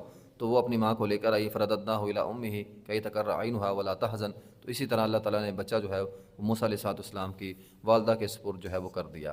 فلما بلغ اشدہ واستوى آتیناہ حکما وعلما، پھر وہ جوان ہوئے، اب جوانی تھی، تو جوانی میں واقعہ یہ پیش آیا کہ ودخل المدینۃ علی حین غفلۃ من اہلھا، ایک دفعہ وہ ایک شہر میں داخل ہوئے تو وہاں فوجد فیہا رجلان یقتتلان، 2 لوگ آپس کے اندر جو ہے وہ جھگڑا کر رہے تھے، ھذا من شیعتہ وھذا من عدوہ، ایک بنی اسرائیلی تھا اور ایک فرعونی تھا۔ تو بنی اسرائیلی نے موسیٰ سے مدد مانگی کہ فرعونی مجھے مار رہا ہے۔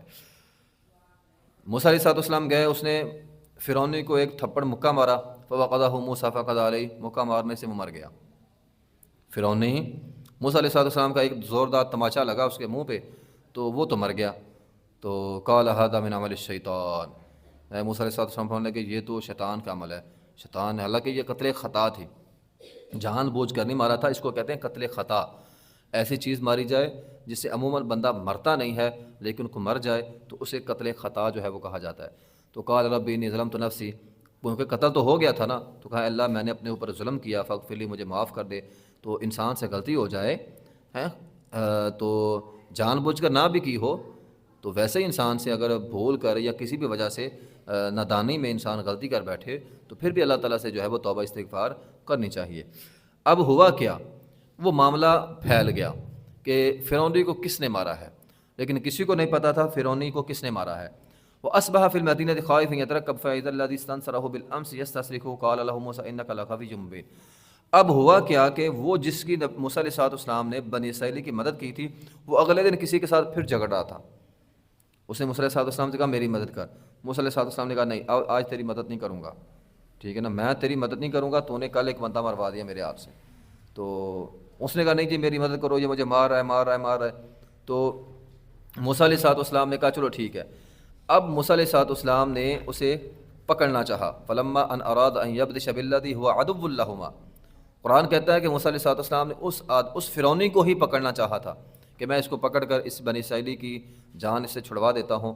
تو وہ یہ سمجھ بیٹھا بنی اسرائیلی کہ موسیٰ علیہ السلام میری طرف آ رہے ہیں اور مجھے پکڑنا چاہتے ہیں اور مجھے کل کی طرح قتل کر دیں گے۔ تو قال یا موسیٰ اتريد ان تقتلنی کما قتلت نفسا بالامس، اس نے موسیٰ علیہ السلام سے کہا کہ کیا تو مجھے قتل کرنا چاہتا ہے جس طرح تو نے کل ایک بندہ مارا تھا۔ تو بات تو پھیل گئی۔ اب وہ فرعونی بھاگا، وہ جا کر اس نے بادشاہ کو بتایا کہ کل جو ہمارا بندہ مرا ہے نا وہ موسیٰ علیہ السلام نے مارا ہے۔ تو اب فرعون نے کہا اس کو پکڑ کے لاؤ۔ تو موسیٰ علیہ السلام کا ایک خیر خواہ آدمی تھا، وجاء رجل من اقصى المدینۃ یسعى، وہ دوڑا ہوا آیا، اس نے کہا اے موسیٰ ان المارا یأتمرون بک لیقتلوک فاخرج انی لک من الناصحین، میں تیرا بڑا خیر خواہ ہوں، سارے سردار اکٹھے ہو گئے تجھے قتل کرنا چاہتے ہیں تو بھاگ جا۔ تو فخرج منها خائفا یترقب، موسیٰ علیہ السلام وہاں سے جو ہے بھاگ گئے، وہاں سے بھاگے۔ ولما توجہ تلقاء مدین، مدین کا ایک علاقہ تھا، وہاں پہ موسیٰ علیہ السلام چلے گئے۔ اب موسیٰ علیہ السلام کے پاس کوئی چیز نہیں تھی، وہاں پہ انہوں نے دیکھا کہ وجد من دونہم امرأتین تذودان، دو عورتیں تھیں۔ قال ما خطبکما قالتا لا نسقی حتی یصدر الرعاء وابونا شیخ کبیر۔ موسیٰ علیہ السلام نے ان دونوں خواتین سے پوچھا تمہارا کیا معاملہ ہے، تم ادھر کیوں کھڑی ہوں؟ تو انہوں نے کہا جی یہ کنواں ہے، ہم اپنی بکریوں کو پانی پلانے کے لیے کنویں پہ آتے ہیں، تو جب تک یہ لوگ کھڑے ہیں ہم پانی نہیں پلا سکتے، پھر یہ لوگ چلے جاتے ہیں اور کنویں کا منہ جو ہے وہ بند کر دیتے ہیں چشمے کا، تو ہم جانوروں کا بچا کچا پانی جو ہے وہ اپنے جانوروں کو پلا دیتے ہیں، ہمارا باپ بوڑھا ہے اور وہ ہمارے ساتھ نہیں آ سکتا۔ تو موسیٰ علیہ السلام نے کیا کیا، زور سے پتھر ہٹا کر ان بکریوں کو پانی پلایا، وہ چلے گئیں۔ اور پھر اللہ تعالیٰ سے دعا کی، یہ دعا آپ نوٹ کر سکتے ہیں تو کر لیں، یہ آیت نمبر 24 والی، رب انی لما انزلت الی من خیر فقیر۔ جب بھی کوئی بندہ پریشان ہو، مصیبت میں ہو تو یہ دعا کثرت سے پڑھا کریں۔ اب دیکھیں موسیٰ علیہ السلام کے پاس گھر بھی نہیں تھا، چھت بھی نہیں تھی، روزی روٹی بھی نہیں تھی، ٹھیک ہے، بیوی بچے بھی نہیں تھے، کچھ بھی نہیں تھا۔ یعنی جب انسان کے پاس کچھ نہ ہو تو اسے کثرت سے یہ دعا پڑھنی چاہیے، رب انی لما انزلت الی من خیر فقیر، اے اللہ جو بھی دے میں محتاج ہوں، اے اللہ جو بھی بھلائی تو نازل کرے گا نا، اے اللہ میں محتاج ہوں، تو اے اللہ مجھ پر جو ہے وہ بھلائی نازل کر۔ تو رب انی لما انزلت الی من خیر فقیر، رمضان کا مہینہ ہے، ہمیں یہ دعا جو ہے وہ کثرت سے پڑھنی چاہیے، کیونکہ ہم بھی اللہ کی ہر نعمت کے محتاج ہیں، تو ہم بھی اللہ کی ہر نعمت کے محتاج ہیں۔ تو رب انی لما انزلت الی من خیر فقیر، آپ کو کسی بھی قسم کی کوئی بھی چیز اللہ تعالیٰ سے چاہیے تو آپ یہ دعا کریں، رب انی لما انزلت الی من خیر فقیر۔ تو یہ قرآنی دعائیں ہیں، یہ مانگا کریں۔ یہ جو بعض لوگوں نے فضول سی دعائیں بنا کے رکھی ہوتی ہیں نا وہ ٹھیک نہیں ہوتی، یہ جو قرآن کی دعائیں ہوتی ہیں سب سے اچھی دعائیں ہوتی ہیں۔ تو یہ دعا مانگی، اتنے میں فجاءت احداہما تمشی علی استحیاء، ان دو لڑکیوں میں سے جن کی بکریوں کو پانی پلایا تھا ان میں سے ایک حیا دار۔ اب دیکھیں وہ عورت، وہ بچی، وہ لڑکی کتنی حیا دار تھی کہ قرآن نے اس کو حیا دار کہا ہے۔ ایک حیا وہ ہے جس کو ہم حیا کہتے ہیں، ایک حیا وہ ہے جس کو قرآن نے حیا کہا ہے، تو اس سے آپ اندازہ لگائیں وہ عورت کتنی باحیا تھی۔ اب دیکھیں نا، میں پیچھے ساتھ ساتھ بتا رہا ہوں کہ جس نے کوئی اچھا کام کیا اللہ نے اس کا ذکر قرآن میں کیا۔ اب یہ بھی تو ہو سکتا تھا نا اللہ قرآن میں صرف اتنا آتا کہ ان دونوں میں سے ایک واپس آ گئی، لیکن نہیں، اللہ نے اس کی اچھائی کا ذکر قرآن میں کیا ہے۔ اگر آپ حیا دار ہیں تو اللہ آپ کے اس حیا دار ہونے کی قدر کرے گا، اللہ آپ کے حیا دار ہونے کی قدر کرے گا، اور اللہ اتنی قدر کرے گا کہ اللہ نے اس عورت کا تذکرہ قرآن میں کر دیا ہے۔ ہمیشہ قرآن رہے گا، ہمیشہ اس عورت کی حیا کا تذکرہ رہے گا۔ اگر عورت باحیا ہو تو اللہ اس کے اس عمل کو ضائع نہیں کرتا، دنیا والے اسے اہمیت دیں نہ دیں، لیکن اللہ تعالیٰ اس کو ضائع نہیں کرتا، کل قیامت کے دن اللہ تعالیٰ اس کا بہت بڑا اجر جو ہے وہ عطا کرے گا۔ تو قالت ان ابی ادعوک لیجزیک اجر ما سقیت لنا، میرا باپ آپ کو بلا رہا ہے اور میرا باپ چاہتا ہے کہ آپ نے چونکہ ہماری بکریوں کو پانی پلایا ہے تو وہ کوئی نہ کوئی مزدوری آپ کو دے دے گا۔ اب موسیٰ علیہ السلام مزدوری لینے تو نہیں گئے، لیکن سوچا چلو کوئی نہ کوئی احسان کا بدلہ مل جائے گا، میرا گھر بار نہیں ہے۔ فلما جاءہ وقص علیہ القصص قال لا تخف نجوت من القوم الظالمین۔ تو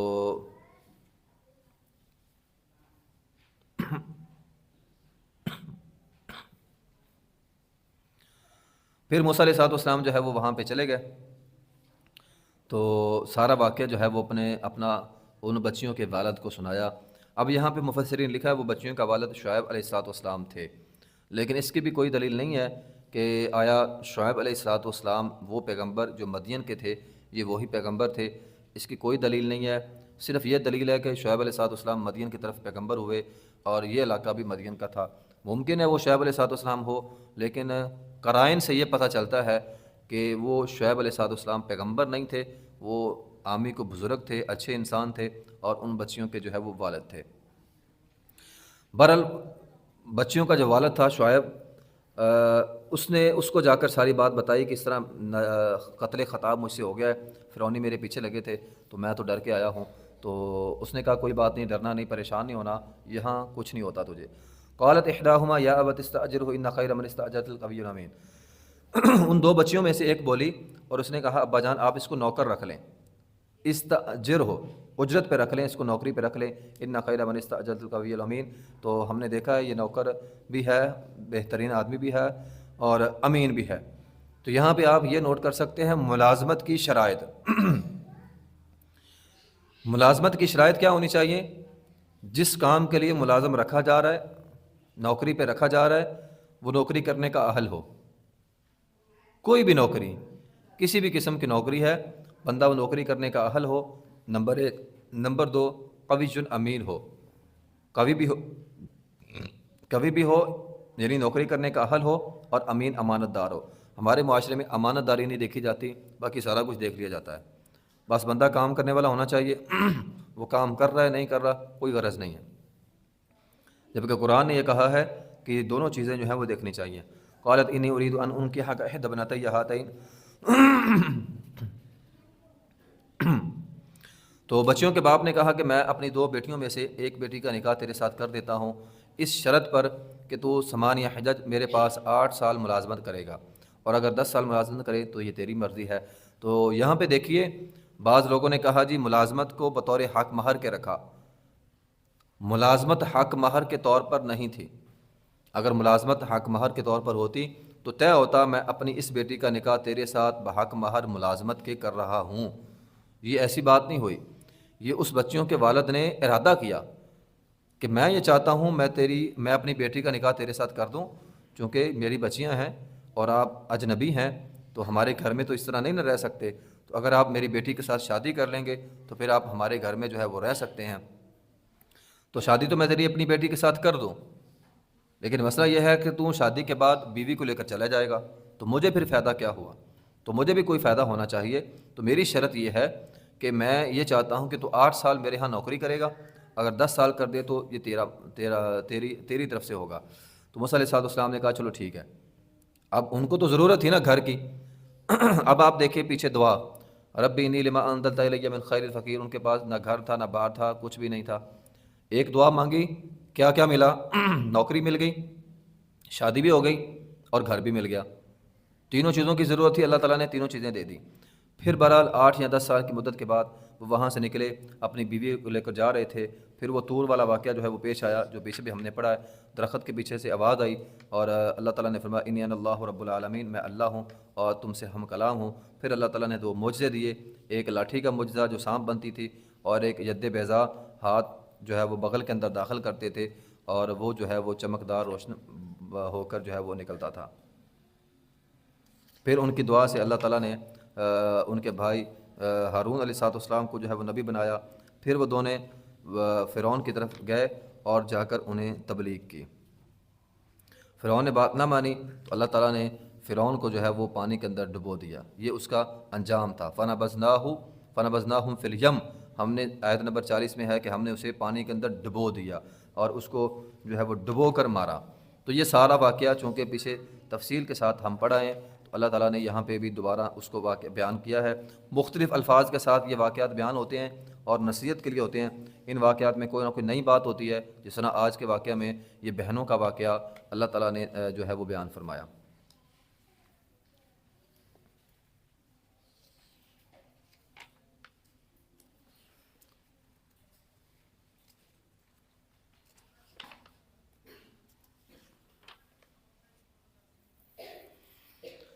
آگے اس سورت کی آیت نمبر 76 میں قارون کا واقعہ ہے۔ موسیٰ علیہ السلام کے ساتھ ایک بندہ ہوتا تھا حامان، جو موسیٰ کا ساتھی ہوتا تھا، اور ایک ہوتا تھا قارون۔ قارون ویسے تو یہ آدمی بنی اسرائیلی تھا اور اس کے پاس خزانے بہت زیادہ تھے، مال بہت زیادہ تھا، تو یہ موسیٰ علیہ السلام کی بات نہیں مانتا تھا۔ تو یہ جو ہے وہ فرعون کے پاس چلا گیا اور فرعون کا مشیر خاص بن گیا۔ تو تیسرے درجے میں فرعون نے اس کو اہمیت دی، ایک وہ خود تھا، ایک اس کا حامان، اور نمبر 3 قارون۔ تو موسیٰ علیہ السلام انا قارون کان من قوم موسیٰ فبغى علیہم، یہ موسیٰ علیہ السلام کی قوم میں سے تھا، اس نے بغاوت کی۔ وآتیناہ من الکنوز، اللہ نے اس کو خزانے دیے ہوئے تھے، اتنے خزانے تھے کہ ان مفاتحہ تنوء بالعصبۃ اولی القوہ، کہ ایک بڑی جماعت ان خزانوں کی چابیاں اٹھاتی تھی۔ آپ ذرا اندازہ لگائیں، یہ پورا حال ہے، یہ جو ہمارے پاس اس وقت حال ہے، یہ سارا حال خزانے کا بھرا ہوا ہو، اور باہر گیٹ کو چابی کتنی ہوگی؟ تالا ایک اور ایک چابی، اتنے بڑے حال کی بھی ایک ہی چابی ہوگی۔ تو اس کے پاس آپ اندازہ لگائیں کتنے خزانے تھے اور کتنی چابیاں تھیں، کہ ان کے تالوں کی چابیاں اٹھانے کے لیے اس نے جو ہے وہ ایک بڑی جماعت رکھی ہوتی تھی، اونٹوں کی جماعت، لوگوں کی جماعت، وہ صرف خزانوں کی چابیاں اٹھاتی تھیں۔ وہ اتنا مالدار آدمی تھا۔ تو یہ قریش کے لیے بھی نصیحت ہے کہ قریش نبی علیہ السلام کی بات نہیں مانتے تھے، اور اپنے مال کا انہیں بڑا گمان تھا، گھمنڈ تھا انہیں کہ ہمارے پاس مال ہے۔ تو میں قارون کو یاد رکھو۔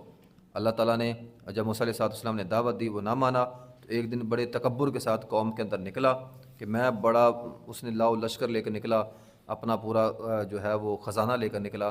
تو موسیٰ علیہ السلام چونکہ اس سے زکوٰۃ کا مطالبہ کرتے تھے، وہ زکوٰۃ نہیں دیتا تھا اور تکبر کرتا تھا۔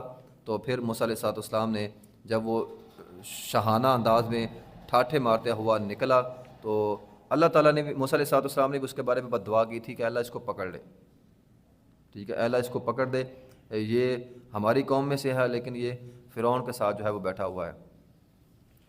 تو موسیٰ علیہ السلام کی بد دعا جو ہے وہ قبول ہوئی۔ فخرج، آیت نمبر 79 کے اندر، فخرج علی قومہ فی زینتی، پوری زینت کے ساتھ ٹھاٹھے مارتا ہوا نکلا۔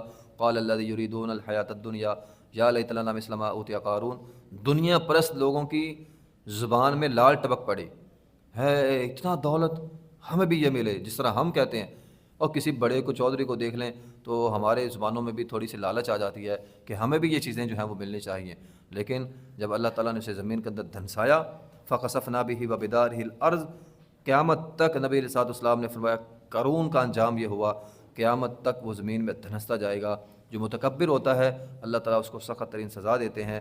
تو وہی لوگ جو پہلے اصبح الذی تمنوا مکانہ بالامس، جو پہلے کہہ رہے تھے نا کہ اللہ یہ قارون جیسی مال و دولت ہمیں دے، اب وہ پناہ مانگ رہے ہیں، وَإِكَأَنَّ اللَّهَ يَبْسُطُ الرِّزْقَ لِمَن يَشَاءُ وَيَقْدِرُ، اے اللہ ہمیں پناہ دے کہ ہم ان جیسے نہیں ہیں۔ تو قارون کا انجام یہ ہوا کہ اللہ تعالیٰ نے اسے زمین کے اندر دھنسا دیا۔ تو تکبر نہیں کرنا، اگر اللہ دولت دے، مال دے، زکوٰۃ دینی ہے تو زکوٰۃ دیتے ہوئے اترانا نہیں ہے، تکبر نہیں کرنا، ورنہ تکبر کرنے والوں کا انجام بہت بھیانک ہوتا ہے، بہت سخت ہوتا ہے۔ اب نبی علیہ السلام کے حدیث کے مطابق قیامت تک قارون جو ہے وہ زمین کے اندر دھنستا ہی رہے گا، تو یہ کتنی بھیانک سزا ہے۔ آگے سورہ عنکبوت ہے، یہ سورت جو ہے یہ بھی مکی ہے۔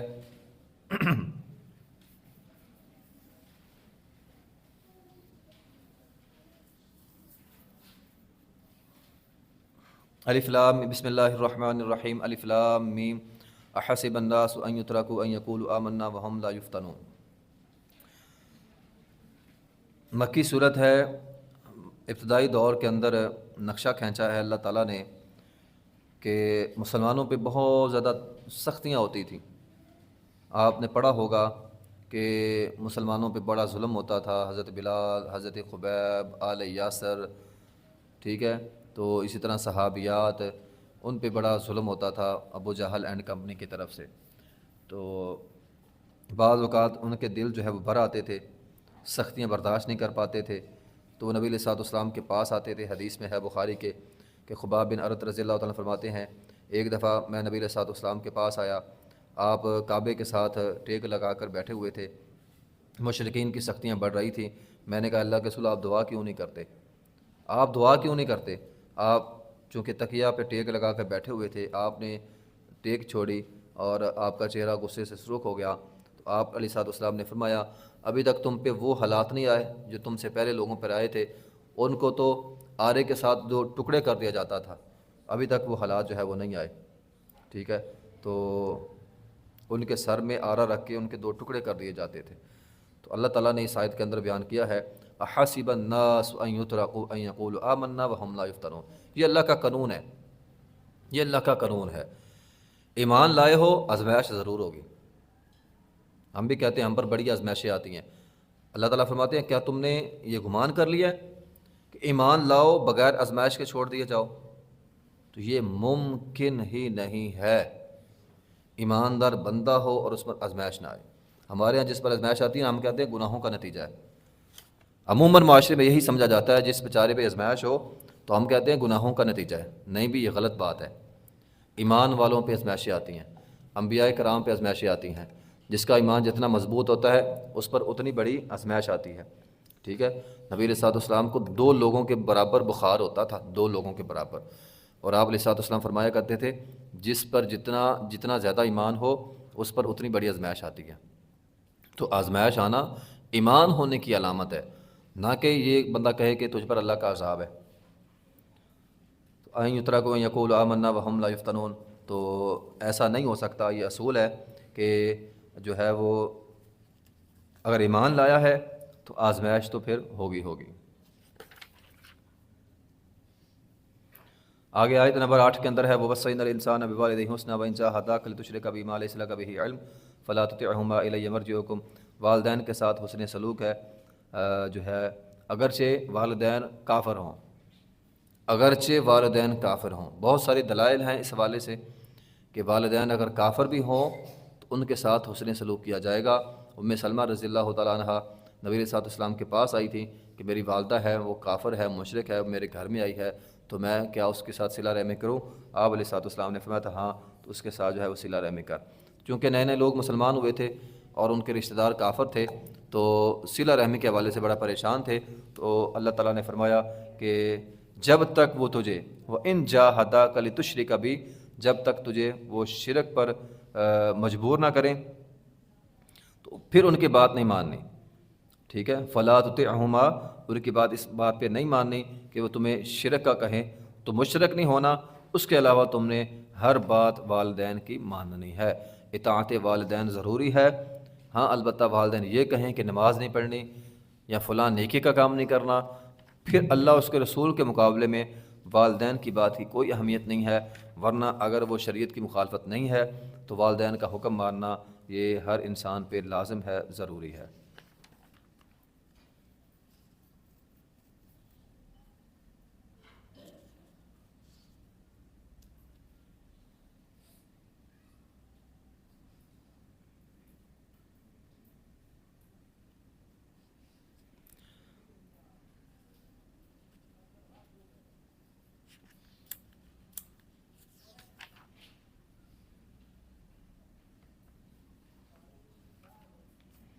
چونکہ یہ صورت بھی مکی ہے تو اس صورت میں بھی مکی صورتوں کے مضامین کی طرح قدرت کی بہت ساری نشانیاں بیان ہوئی ہیں، اور پھر آگے چل کر جو ہے وہ تخلیق انسانی بیان ہوئی ہے، جیسا کہ آیت نمبر 19 کے اندر ہے اولم یروا کیف یبدئ اللہ الخلق ثم یعیدہ۔ تو اللہ تعالیٰ وہ ہے کہ اے انسان تو غور نہیں کرتا تجھے اللہ تعالیٰ نے کیسے پیدا کیا ہے، تو انسان اپنی پیدائش پہ غور کرے، جس طرح پیچھے ہم نے پڑھا ہے علقہ ہوتا ہے، نطفہ ہوتا ہے، پھر علقہ ہوتا ہے، پھر مضغہ ہوتا ہے، گوشت کا لوتھڑا بنتا ہے، پھر ہڈیاں بنتی ہیں، پھر ہڈیوں کے اوپر ماس چڑھتا ہے، اور پھر جو ہے وہ انسان بنتا ہے، پھر انسان کے سارے اعضاء جو ہے وہ کمپلیٹ ہوتے ہیں، مکمل ہوتے ہیں۔ تو یہ اللہ تعالیٰ کی قدرت کی بہت بڑی جو ہے وہ نشانی ہے۔ پھر اللہ تعالیٰ نے آگے اسی صورت کے اندر ابراہیم علیہ السلام کا ذکر جو ہے وہ بھی کیا ہے، ٹھیک ہے۔ تو چونکہ مشرکین مکہ اپنے آپ کو ابراہیمی کہتے تھے، تو ابراہیم علیہ السلام کا تذکرہ ہے۔ پھر آگے قوم لوط کا تذکرہ ہے، قوم لوط کا تذکرہ بھی پیچھے ہم نے پڑھا ہے۔ تو اس کے بعد پھر آگے آیت نمبر 31 میں ابراہیم علیہ السلام کا تذکرہ ہے کہ ان کو فرشتے خوشخبری، بیٹے کی خوشخبری دینے کے لیے آئے، اور وہی فرشتے جو ہے وہ قوم لوط پر عذاب لے کر بھی آئے۔ تو فرشتے ایک ہی تھے، وہ ابراہیم علیہ السلام کو خوشخبری دے کر چلے گئے اور قوم لوط کے لیے عذاب بنے، تو انہوں نے عذاب کو لے کر آئے۔ پھر وہ یہ تھا کہ کسی نے پیچھے مڑ کر نہیں دیکھنا، لیکن لوط علیہ السلام کی بیوی نے جب پیچھے دیکھا تو لوط علیہ السلام کی بیوی پر بھی وہی عذاب آیا جو قوم لوط پر آیا۔ آگے قوم عاد کی بات ہے، قوم سمود کی بات ہے، قوم شعیب کی بات ہے۔ چونکہ یہ مکی صورت ہے تو مکی صورت کے مضامین کے تحت سابقہ قوموں کے احوال جو ہیں وہ اس صورت کے اندر موجود ہیں۔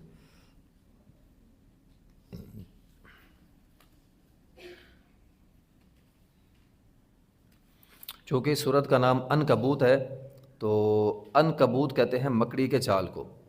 تو اللہ تعالیٰ نے یہاں پہ مثال بیان کی ہے آیت نمبر 41 کے اندر کہ مثل الذین اتخذوا من دون اللہ اولیاء کمثل العنکبوت۔ دیکھیں اللہ تعالیٰ نے یہاں پہ جو ہے نا وہ مثال بیان کی ہے شرک کی، کہ جن لوگوں نے اللہ کو چھوڑ کر غیر اللہ کو جو ہے وہ معبود بنا لیا ہے، ان کی مثال مکڑی کی طرح ہے۔ کمثل العنکبوت اتخذت بیتا، مکڑی کیا کرتی ہے؟ اپنا گھر بناتی ہے۔ وَإِنَّ أَوْهَنَ الْبُيُوتِ لَبَيْتُ الْعَنْكَبُوتِ، اور تم لوگ جانتے ہو سب گھروں میں سے کمزور گھر مکڑی کا ہوتا ہے۔ مکڑی کا جالا انگلی سے جو ہے وہ سارا لپیٹ دیا جاتا ہے۔ ہم بھی گھروں کے اندر جالے اتارتے ہیں جب، تو ایک ہی سوٹی ہوتی ہے، اس کے ساتھ سارے جالے ہم اکٹھے کر لیتے ہیں۔ تو سب گھروں میں سے کمزور ترین گھر مکڑی کا ہوتا ہے۔ تو مشرک کی مثال یہی ہے، اس کا ایمان نہایت کمزور ترین ایمان ہوتا ہے۔ جب ایمان کمزور ہوتا ہے بندہ مشرک بنتا ہے، تو جس کا ایمان مضبوط ہے وہ مشرک بن ہی نہیں سکتا۔ جب ایمان ختم ہوتا ہے تو بندہ شرک کی طرف جاتا ہے۔ تو یہ کتنی بڑی اللہ تعالیٰ نے مثال دے کر ہمیں بات سمجھا دی ہے کہ شرک سے باز آ جاؤ، شرک سے باز آ جاؤ۔ دنیا داروں کے پاس جا کر، قبر والوں کے پاس جا کر نظر و نیاز چڑھاوے یہ مت چڑھاؤ، یہ شرک ہے، اور جو یہ کام کرتا ہے اس کا ایمان نہیں ہے۔ اتل ما اوحی، آگے 21واں پارہ ہے، اتل ما اوحی الیک من الکتاب واقم الصلاۃ ان الصلاۃ تنہی عن الفحشاء والمنکر۔ دیکھیں نماز انسان کو منکر سے اور بے حیائی سے روکتی ہے، یہ قرآن کا بالکل واضح حکم ہے۔ اب ہمارے پاس لوگ آتے ہیں، ہم سے پوچھتے ہیں قاری صاحب ہم تو نماز بھی پڑھتے ہیں لیکن بے حیائی بھی ہو جاتی ہے، منکر گناہ کے کام بھی ہو جاتے ہیں، تو پھر یہ کیوں ہوتا ہے؟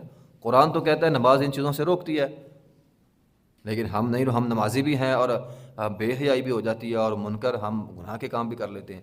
اس کی وجہ یہ ہے نماز روکتی ہے۔ کیا آپ جو نماز پڑھتے ہیں وہ نماز ہے؟ تو جو نماز واقعی نماز ہو، سنت رسول کے مطابق ہو، خشوع خضوع کے ساتھ، اہتمام کے ساتھ پڑھی جائے، نماز کو نماز کا حق دیا جائے، تو پھر وہ نماز انسان کو بے حیائی اور منکر سے روکتی ہے۔ لیکن ہمارے ہاں چونکہ ہم نماز کو نماز کا حق نہیں دیتے، جلدی سے وضو کیا، نماز میں کھڑے ہو گئے، پتہ ہی نہیں کیا پڑھ رہے ہیں، اور پھر خشوع خضوع نہیں ہے، پوری اہتمام نہیں ہے، جب دل چاہتا ہے تب نماز پڑھتے ہیں، جماعت کے ساتھ، خاص طور پہ مردوں کے لیے جماعت کے ساتھ نماز نہیں پڑھتے، بے وقت نماز پڑھتے ہیں، ٹائم نماز کا ہو جاتا ہے نماز نہیں پڑھتے، سستی کرتے ہیں، تو ایسی نمازیں انسان کو بے حیائی اور منکر سے نہیں روکیں گی، فحاشی اور منکر سے نہیں روکیں گی۔ جو نماز کو وقت میں ادا کیا جائے، ٹائم پہ پڑھا جائے، اس کی پابندی کی جائے، اور نماز کو نماز کا حق دیا جائے، اور صحیح اذکار کیے جائیں، سکون سے نماز پڑھی جائے۔ بعض لوگ انسان 1-2 منٹ میں، جناب 1 منٹ کے اندر 2-4 رکعتیں پڑھ لیتے ہیں، بیٹھے بیٹھے 4 رکعتیں پڑھ لیں، تو یہ نماز نہیں ہے۔ نماز خشوع خضوع کا نام ہے۔ جو خشوع خضوع کے ساتھ اچھی طرح نماز پڑھتا ہے، ایسی نماز یقیناً انسان کو برائی سے اور بے حیائی سے اور منکر سے جو ہے وہ روکتی ہے۔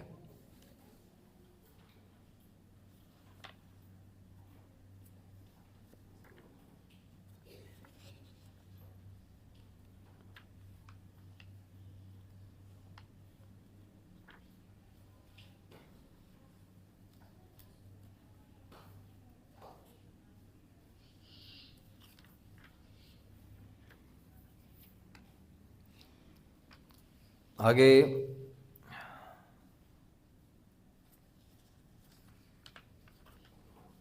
آیت نمبر 56 کے اندر اللہ تعالیٰ کا ایک پیغام ہے، یا عبادی الذین آمنوا ان ارضی واسعۃ فایای فاعبدون کل نفس ذائقۃ الموت ثم الینا ترجعون۔ اب یہ مسئلہ ہے کہ دین پہ اگر سختی ہو، آدمی کا گھر ایسے علاقے میں ہو جہاں پہ دین پہ عمل نہیں کر سکتے، تو قرآن یہ کہتا ہے دین کی خاطر اپنا گھر چھوڑ دو۔ اللہ کی زمین بڑی وسیع ہے، تو انسان نے مرنا ہے، یعنی ایک طرف دین ہے، دوسری طرف دنیا ہے، تو انتخاب کس کا کرنا ہے؟ دین کا۔ دین کے لیے ساری چیزیں قربان کر دیں، نہ کہ دنیا بچانے کے لیے اپنے دین کو قربان کریں۔ بعض لوگ ایسے علاقے میں چلے جاتے ہیں، اپنا گھر بنا لیتے ہیں جہاں پہ مسجد ہی نہیں ہوتی۔ گھر بناتے وقت وہ غور نہیں کرتے کہ ہمارے بچوں نے نماز بھی پڑھنی ہے کہ نہیں پڑھنی۔ نئے نئے ٹاؤن بن رہے ہوتے ہیں، نئی نئی جگہ ہوتی ہیں، مسجد بالکل نہیں ہوتی، دور دراز مسجدیں ہوتی ہیں۔ اب چونکہ مسجد بہت دور ہے، نماز پڑھنے کون جائے گا؟ کوئی بھی نہیں چاہتا۔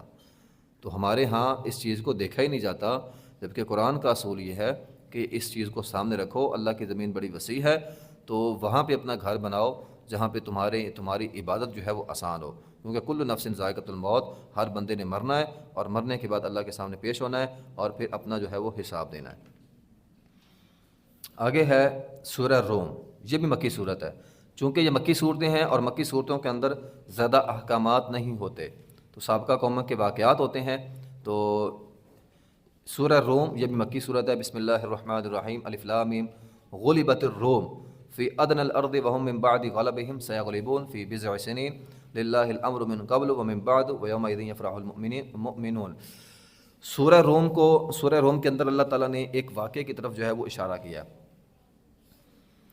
جب اسلام آیا، نبی علیہ الصلوۃ والسلام جب مبعوث ہوئے، اسی دور میں دو بڑی طاقتیں تھیں۔ اس بات کو ذرا توجہ سے سمجھ لیں۔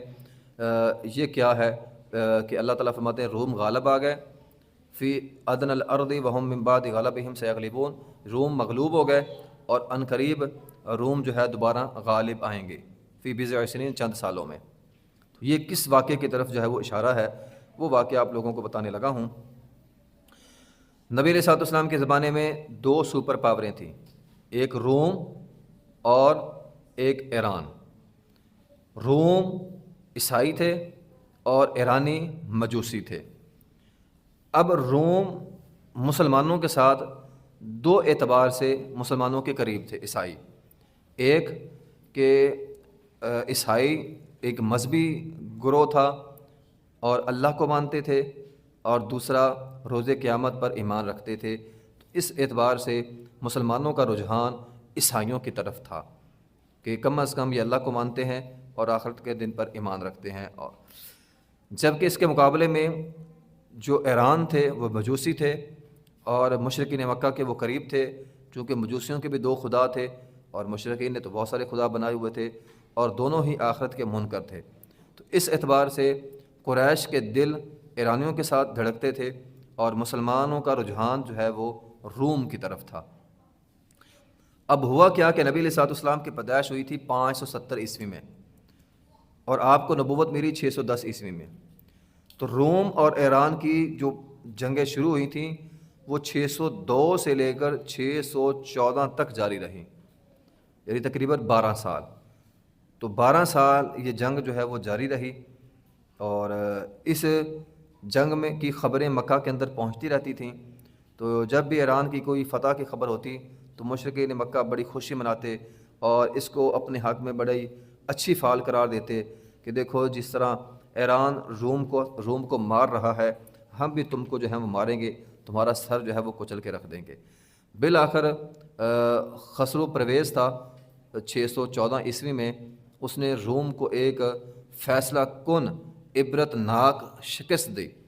عیسائی ہار گئے، مجوسی جیت گئے، اور شام کے، مصر کے، اشیائے کوچک کے علاقے روم کے ہاتھوں سے نکل گئے۔ اب ایک بحث ہوئی ابوبکر صدیق رضی اللہ تعالیٰ کے درمیان اور مشرکین مکہ کے درمیان۔ اب مشرکین مکہ نے کہا جس طرح ہم نے، یعنی ایرانیوں نے رومیوں کو کچلا ہے، انہیں تباہ کیا ہے، ہم بھی تمہیں تباہ و برباد کر دیں گے۔ قرآن کی یہ آیت اتری، اور اس آیت کے اندر کہا گیا کہ رومی اگرچہ مغلوب ہوئے ہیں، غلبت الروم فی ادن الارض وهم من بعد غلبهم سیغلبون فی بضع سنین، کہ اللہ تعالیٰ فرماتے ہیں کہ بہت جلد دوبارہ رومی غالب آئیں گے۔ فی بضع سنین، بضع کا لفظ بولا جاتا ہے یعنی چند سال۔ تو ابوبکر صدیق رضی اللہ تعالیٰ عنہ نے ان سے 5 یا ایک حدیث کے اندر آیا 6 سال، 6 سال کی شرط لگا لی۔ اب یہ مکی دور تھا، شرط لگانی حرام نہیں ہوئی تھی، شرط یہ لگائی کہ 6 سالوں میں رومی دوبارہ غالب آئیں گے، اگر غالب آ گئے تو میں شرط جیت جاؤں گا، تم لوگوں نے 100 اونٹ مجھے دینے ہیں، اور اگر غالب نہ آئے میں شرط ہار جاؤں گا، 100 اونٹ میں تم لوگوں کو دوں گا۔ اپنی طرف سے یہ شرط لگا کر جو ہے وہ آ گئے۔ اب دنیاوی اعتبار سے چونکہ رومیوں کو بہت زیادہ مار پڑ چکی تھی، ممکن ہی نہ تھا کہ رومی غالب آئیں۔ اب 6 سال گزر گئے تو رومی غالب نہیں آئے۔ اب شرط ابوبکر صدیق رضی اللہ تعالیٰ عنہ شرط ہار گئے۔ اب نبی علیہ السلام کے پاس آئے، اللہ کے رسول میں تو اس طرح شرط لگا کے بیٹھا تھا، اور میں تو شرط لگائی تھی قرآن پہ کہ قرآن نے کہا وہ عنقریب غالب آئیں گے، تو ابھی رومی کیوں نہیں غالب آئے؟ تو نبی علیہ السلام نے فرمایا تو نے کتنے سال کی لگائی تھی؟ کہتے لگے 6 سال کی۔ فرمایا ابوبکر تمہیں پتہ نہیں ہے بضع کا لفظ 3 سے لے کر 9 تک بولا جاتا ہے، تو نے 10 سال کی شرط کیوں نہیں لگائی؟ تو 10 سالوں میں بضع سنین 3 سے لے کر 9 تک بولا جاتا ہے، تو قرآن نے یہ کہا کہ 9 سال کے اندر اندر رومی دوبارہ غالب آئیں گے، 6 سال کا نہیں کہا، 9 سال تک کہا ہے۔ تو پھر 9 سالوں میں جو ہے وہ دوبارہ اتنی قلیل مدت میں دوبارہ رومی کھڑے ہوئے، اور انہوں نے ایرانیوں کو عبرت ناک جو ہے وہ شکست دی۔ تو اس میں جو ہمارے لیے سمجھنے کی بات ہے وہ یہ ہے کہ ابوبکر صدیق رضی اللہ تعالیٰ عنہ اس امت کے سب سے بڑے ہیں، اس امت کے، تو امت کے اندر سب سے پہلا نمبر ابوبکر صدیق رضی اللہ تعالیٰ عنہ کا ہے۔ ان سے بھی ایک لفظ سمجھنے میں غلطی ہو گئی۔ تو فقیہ جتنے بھی امام ہوتے ہیں، کوئی بھی فقہ کا امام ہے، ٹھیک ہے، ان سے غلطی ہو سکتی ہے۔ اب ابوبکر صدیق رضی اللہ تعالیٰ عنہ سے ہو گئی تو باقیوں سے کیوں نہیں ہو سکتی؟ تو تمام سے جو ہے وہ غلطی ہو سکتی ہے، اس لیے غلطی کا احتمال ہوتا ہے، ہم انسان ہیں، تو غلطی نہیں ہوتی تو قرآن میں کوئی غلطی نہیں، یا نبی علیہ السلام کی رہنمائی اگر ان سے کمی پیشی ہوئی بھی تو اللہ تعالیٰ نے فوراً رہنمائی کر دی۔ قرآن و حدیث میں کوئی غلطی نہیں۔ باقی کسی امام کا قول ہو، کوئی بھی امام ہو، سارے امام ہمارے لیے قابل احترام ہیں، لیکن ان سے غلطی ہونا ممکن ہے۔ جب ابوبکر صدیق رضی اللہ عنہ سے غلطی ہو سکتی ہے تو باقیوں سے بھی غلطی ہو سکتی ہے۔ تو بہرحال پھر رومی جو ہے وہ 9 سال کی قلیل مدت میں دوبارہ جو ہے وہ غالب آ گئے۔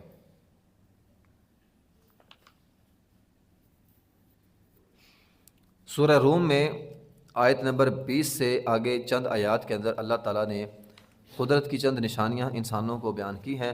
وَمِنْ آیَاتِهِ أَنْ خَلَقَ لَكُم مِّن تُرَابٍ ثُمَّ إِذَا أَنْتُمْ بَشَرٌ تَنْتَشِرُونَ۔ اللہ تعالیٰ نے فرمایا انسان اپنی تخلیق کی طرف تو غور کر، ہم نے تمہیں جو ہے وہ مٹی سے پیدا کیا۔ وَمِنْ آیَاتِهِ أَنْ خَلَقَ لَكُم مِّنْ أَنفُسِكُمْ أَزْوَاجًا لِتَسْكُنُوا إِلَيْهَا۔ اللہ تعالیٰ نے تمہیں ایک جان سے پیدا کیا اور پھر تمہاری بیوی بنایا۔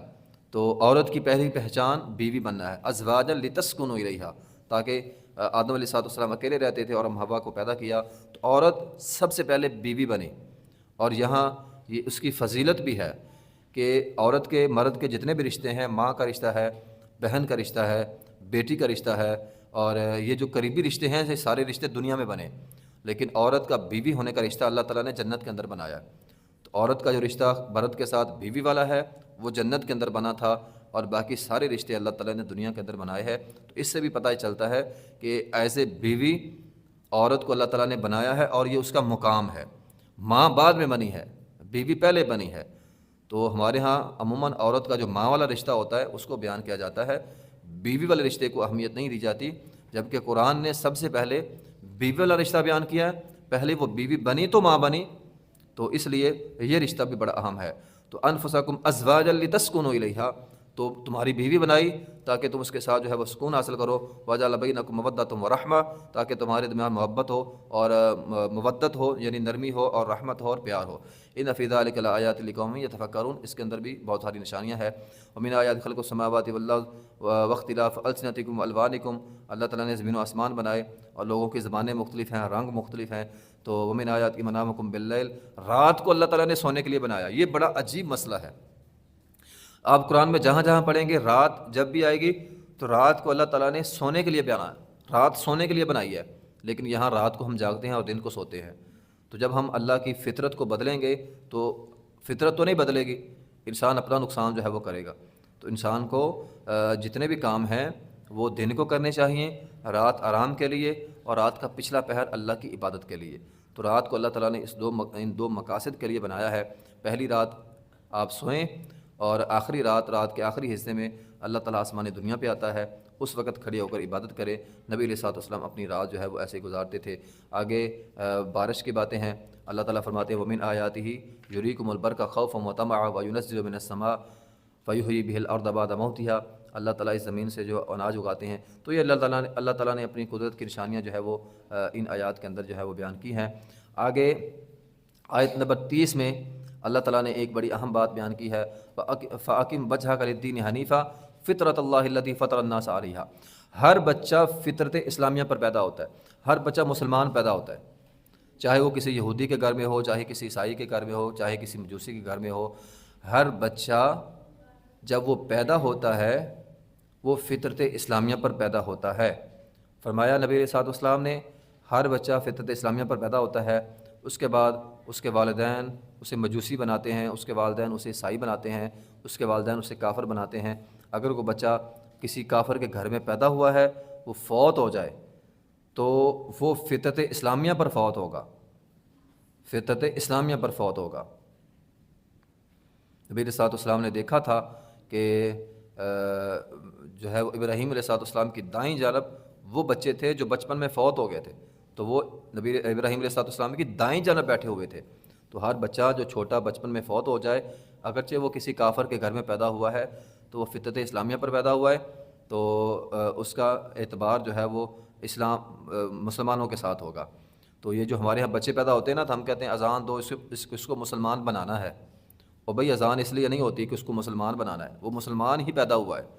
تو یہ تو ایک طریقہ ہے نبی علیہ الصلوۃ والسلام کا کہ اس کے کان کے اندر جو ہے وہ اذان دی جائے، لیکن اگر اذان نہ بھی ہو، اس کا مطلب یہ قطعاً نہیں ہے کہ جس کے کان میں اذان نہیں ہوئی وہ مسلمان نہیں ہے، وہ مسلمان بعد میں ہوگا۔ نہیں، اذان کا ویسے ثابت ہے، لیکن اس کا تعلق اس کام سے نہیں ہے کہ اس کے بغیر بچہ مسلمان نہیں ہوگا۔ تو فطرت اسلامیہ پر پیدا ہوتا ہے اور وہ مسلمان ہی پیدا ہوتا ہے۔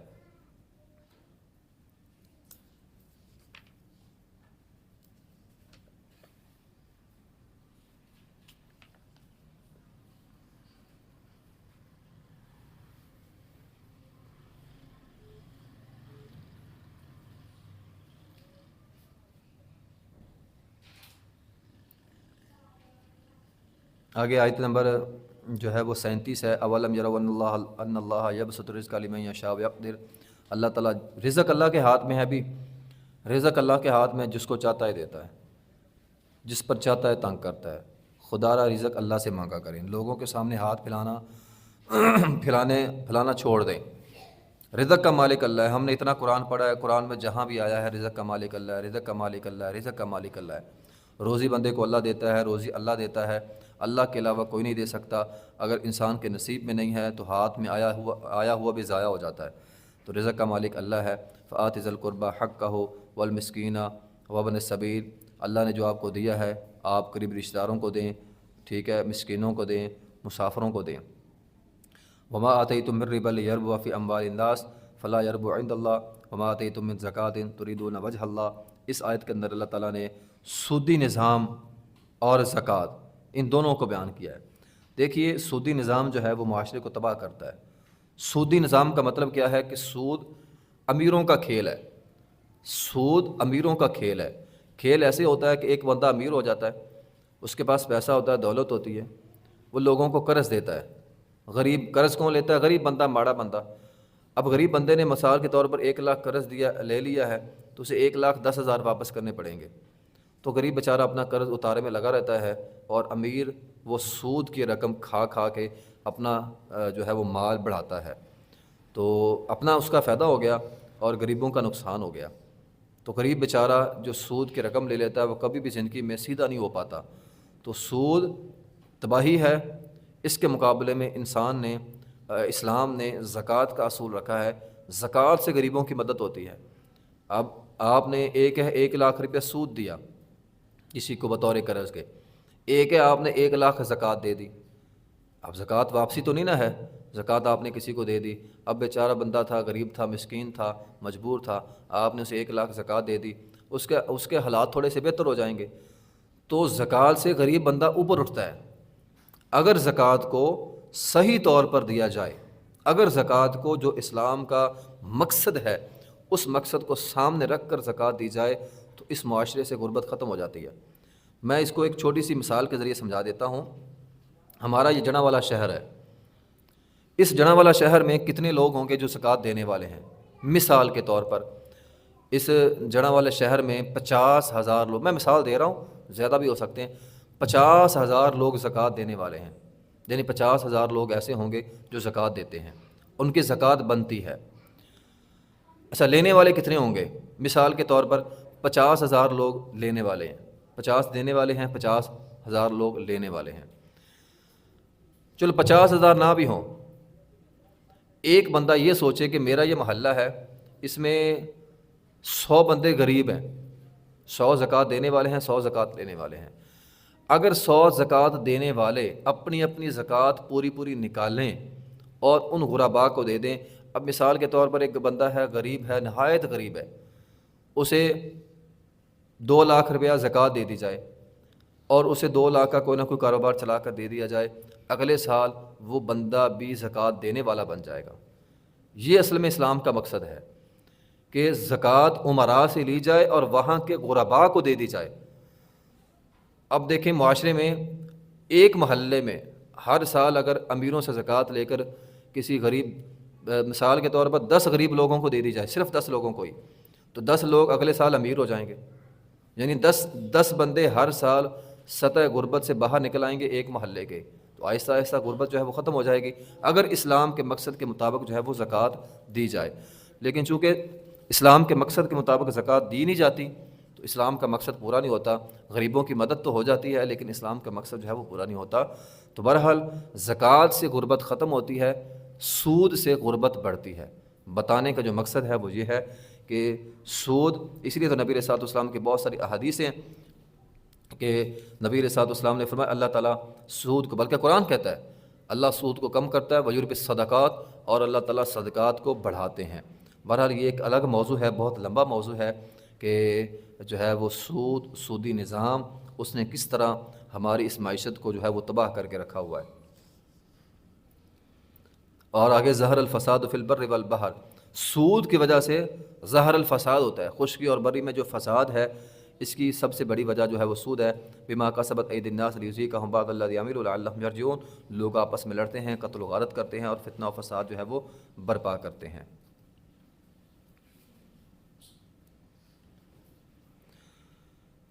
آگے ایک اور بات ہے آیت نمبر 45 میں، لیجزی الذین آمنوا وعملوا الصالحات من فضلہ، اللہ نے پیچھے جنت کی باتیں کی اور یہاں پہ اللہ تعالیٰ نے فرمایا اللہ تعالیٰ بدلہ دے گا ایمان والوں کو اور نیک عمل کرنے والوں کو، من فضلہ ہی، اپنے فضل سے۔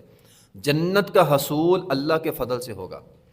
ایک حدیث میں بالکل واضح ہے، صحابہ کرام کو نبی علیہ الصلوۃ والسلام نے فرمایا کوئی بھی انسان اللہ کے فضل کے بغیر جنت میں نہیں جا سکتا۔ صحابی نے پوچھا اللہ کے رسول آپ بھی نہیں؟ فرمایا میں بھی نہیں۔ ٹھیک ہے، اللہ کا فضل، اب یہ الگ مسئلہ ہے، اللہ کا فضل کن پہ ہوتا ہے؟ وآمنوا وعملوا الصالحات پر اللہ کا فضل ہوتا ہے۔ کسی ایسے بندے پر اللہ تعالیٰ اپنا فضل نہیں کریں گے جو ہے وہ عامل الصالحات یا ایمان اس کا نہیں ہے۔ تو اللہ ایمان والوں پہ اور نیک اعمال کرنے والوں پہ، ہم نیک اعمال اس لیے کرتے ہیں کہ ہم پر اللہ کا فضل ہو۔ جنت میں ہم نے اپنے اعمال کی وجہ سے نہیں جانا، جنت میں ہم نے اپنے اللہ کے فضل کی وجہ سے جانا ہے۔ تو نیک اعمال ہم کیوں کرتے ہیں؟ اللہ کا حکم مان کر اللہ کی تابعداری کرتے ہیں تاکہ اللہ کا فضل جو ہے وہ ہم پر ہو۔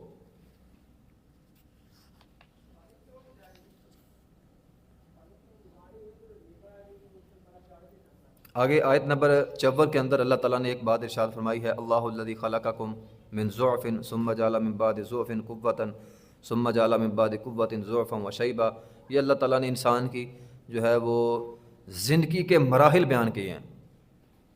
زندگی کے مراحل وہ کیا ہے کہ اللہ تعالیٰ نے انسان کو کمزور پیدا کیا، خلقکم من ضعف، کمزور ہے بچہ جو بھی پیدا ہونے والا ہے کمزور، ہسپتال میں چلے جائیں ٹھیک ہے تو بندہ حیران ہو جاتا ہے، پریشان ہو جاتا ہے، پیدا ہونے والا بچہ ہے مشین کے اندر رکھا ہوا ہے، وہ ہاتھ نہیں ہلا سکتا، پاؤں نہیں ہلا سکتا، ٹھیک ہے، آکسیجن اسے لگی ہوئی ہے، دوائیاں اسے لگی ہوئی ہیں، تو ایسے ہی پڑا ہوا ہے۔ وہی بچہ پھر بعد میں بڑا ہوتا ہے، ثم جعل من بعد ضعف قوة، اللہ اس کو قوت دیتا ہے۔ تو وہ بچہ جو مشین کے اندر پڑا ہوا ہے، کچھ نہیں اپنا کر سکتا، اپنے کپڑے تک نہیں پہن سکتا، کچھ بھی نہیں کر سکتا، اللہ تعالیٰ اس کو قوت دیتے ہیں، طاقت دیتے ہیں، وہ جوان ہوتا ہے، اور جوان ہونے کے ساتھ کہتا ہے میں ہوں۔ جس کو اللہ تعالیٰ قوت دیتے ہیں وہ کہتا ہے میں ہی ہوں، بس میرے علاوہ اور کوئی نہیں ہے، میں پتہ نہیں کیا کر سکتا ہوں، میں جناب یہ کر سکتا ہوں، میں وہ کر سکتا ہوں۔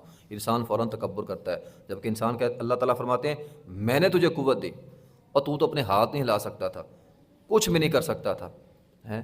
تو اللہ تعالیٰ انسان کو قوت دیتا ہے۔ ثم جعل من بعد قوة ضعفا، اور پھر ہم نے دیکھا ہے اس قوت کے بعد بھی ضعف ہے، جوانی کے بعد بھی ضعف ہے، بڑھاپا ہے، شیبہ، بڑھاپا آ جاتا ہے، اور انسان پر اللہ نہ کرے ایسی حالت بھی آ جاتی ہے کہ انسان اپنے کپڑے تک پھر نہیں بدل سکتا۔ بوڑھا آدمی، ضعیف آدمی، کمزور آدمی، بیماریوں سے چور آدمی، کھانا کھانے کا محتاج، کپڑے پہننے کا محتاج، واش روم جانے کا محتاج، ہر چیز کا جو ہے وہ محتاج ہو جاتا ہے۔ یہ انسان کے زندگی کے مراحل ہیں۔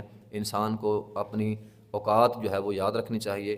اللہ نے ہمیں کمزور پیدا کیا ہے تو اللہ تعالیٰ قوت دیتا ہے، طاقت دیتا ہے، تو اس طاقت کا غلط استعمال نہیں کرنا چاہیے۔ آگے سورہ لقمان ہے، یہ بھی مکی صورت ہے۔ اس کے اندر بھی مکی صورتوں میں جس طرح توحید کی باتیں ہیں، اس صورت میں توحید کی باتیں ہیں، اور اس کا نام لقمان ہے۔ لقمان ایک آدمی تھا، بعض لوگوں نے لکھا ہے وہ پیغمبر تھا، لیکن کوئی خاص دلیل نہیں ہے کہ وہ پیغمبر تھا۔ بہرحال ایک آدمی، اس کے نام پر یہ صورت ہے، اور نام پہ اس لیے کہ وہ حکیم تھا اور اس نے اپنے بچے کو بڑی عمدہ جو ہے وہ نصیحتیں کی تھی۔ تو الف لام میم تلک آیات الکتاب الحکیم ھدی ورحمۃ للمحسنین الذین یقیمون الصلاۃ ویؤتون الزکاۃ وهم بالآخرۃ هم یوقنون اولئک علی ھدی من ربهم واولئک هم المفلحون ومن الناس من یشتری لہو الحدیث لیضل عن سبیل اللہ۔ لہو الحدیث سے کیا مراد ہے؟ ہر وہ چیز لہو الحدیث کے اندر شامل ہے جو شغل، جو کھیل تماشا، جو تفریح انسان کو اللہ کے ذکر سے غافل کر دے۔ ہر وہ چیز، ہر وہ چیز، ہر وہ کھیل، ہر وہ تماشا جو انسان کو اللہ کے ذکر سے غافل کر دے، وہ لہو الحدیث ہے۔ اس کے اندر ہمارے موبائل آ گئے، ہماری LCDیاں آ گئیں، ہمارے ٹی وی آ گئے، ڈرامے آ گئے، اور یہ گیمز آ گئیں، یہ ساری چیزیں، یہ سوشل میڈیا، جو چیزیں ہم کو اللہ کے ذکر سے غافل کر دیں، نماز سے غافل کر دیں، وہ چیزیں لہو الحدیث کے اندر جو ہیں وہ شامل ہیں۔ تو یہ کام کنہوں نے کیے؟ دو بندے تھا، اس کا نام تھا نضر بن حارث، مشرکین مکہ میں سے تھا۔ تو یہ اور ابو لہب وغیرہ یہ دوسرے ملکوں میں جاتے تھے اور وہاں جا کر لوگوں کو اپنے شرک کا پیغام سناتے تھے۔ ان کے پاس خزانے، لونڈیاں، ٹھیک ہے، یہ کہتے تھے ہم بھی جا کر تبلیغ کریں گے، محمد صلی اللہ علیہ وسلم ہمارے اندر تبلیغ کرتا ہے، ہم باہر جا کر اپنے کام کی جو ہے وہ تبلیغ کریں گے۔ بہرحال اس صورت میں جو سب سے اہم مضمون ہے وہ لقمان علیہ الصلاۃ والسلام کی باتیں ہیں جو انہوں نے اپنے بیٹے کو کہی تھی۔ یہ آیت نمبر 12 کے اندر ہے، وَلَقَدْ آتَيْنَا لُقْمَانَ الْحِكْمَةَ أَنِ اشْكُرْ لِلَّهِ۔ وَلَقَدْ آتَيْنَا لُقْمَانَ الْحِكْمَةَ، اللہ تعالیٰ نے لقمان کو جو ہے وہ حکمت عطا کی تھی، دھنائی عطا کی تھی، سمجھ بوجھ عطا کی تھی، أَنِ اشْكُرْ لِلَّهِ، تاکہ وہ اللہ کا شکر ادا کریں، اور انہوں نے اللہ تعالیٰ کا شکر ادا کیا، ٹھیک ہے۔ تو وَإِذْ قَالَ لُقْمَانُ لِابْنِهِ وَهُوَ يَعِظُهُ يَا بُنَيَّ لَا تُشْرِكْ بِاللَّهِ۔ دیکھیں اللہ تعالیٰ نے ایک بندے کا نام لیا لقمان، کیوں نام لیا؟ وہ سمجھدار آدمی تھا۔ سمجھدار آدمی کیا کرتا ہے یہ اللہ نے آگے بیان کیا۔ اگر ہم بھی سمجھدار بننا چاہتے ہیں تو ہمیں یہ اگلے کام کرنے ہوں گے جو لقمان نے کیے۔ کیا کام کیے؟ اس نے اپنے بچے کو نصیحت کی۔ آج ہمیں اپنی اولادوں کو یہ نصیحت کرنی ہے۔ اللہ کو اتنی نصیحت پسند آئی، اللہ نے وہ نصیحت اٹھا کے قرآن میں لکھ دی۔ اللہ کو وہ نصیحت اتنی پسند آئی کہ اللہ تعالیٰ نے وہ نصیحت اٹھا کے جو ہے وہ قرآن کے اندر لکھ دی۔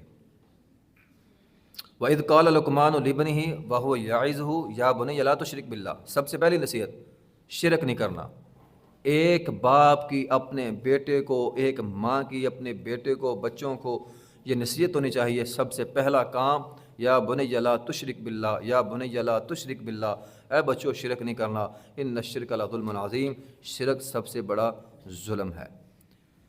اس کے بعد والدین کی اہمیت کو اجاگر کیا۔ وَوَصَّيْنَا الْإِنسَانَ بِوَالِدَيْهِ حَمَلَتْهُ أُمُّهُ وَهْنًا علی وہن وفصالہ فی عامین ان اشکر لی ولوالدیک، کہ والدین کے بارے میں وصیت کرتا ہے کیا کہ اب دیکھیں نا، ماں ہے، حملتہ امہ وہنا علی وہن، ٹھیک ہے، ماں بچے کو اٹھاتی ہے، پالتی ہے، کمزور ہوتا ہے بچہ، ٹھیک ہے، پھر اسے دودھ پلاتی ہے، تو یہ کتنے کام کرتی ہے والدہ، وہ خود بھی بیچاری کمزور ہوئی ہوتی ہے، بچے کو اپنے پیٹ میں پالتی ہے، ٹھیک، خود بھی کمزور ہے اور بچے کو بھی اٹھا کے رکھتی ہے، ایک عرصے تک جو ہے وہ اٹھا کے رکھتی ہے، اس کے بعد پیدا ہوتا ہے، پھر اس کے دودھ پلانے کی ذمہ داری وہ بھی ماں کی ہوتی ہے، تو یہ اللہ تعالیٰ نے اس بات کی طرف اشارہ، وفصالہ فی عامین۔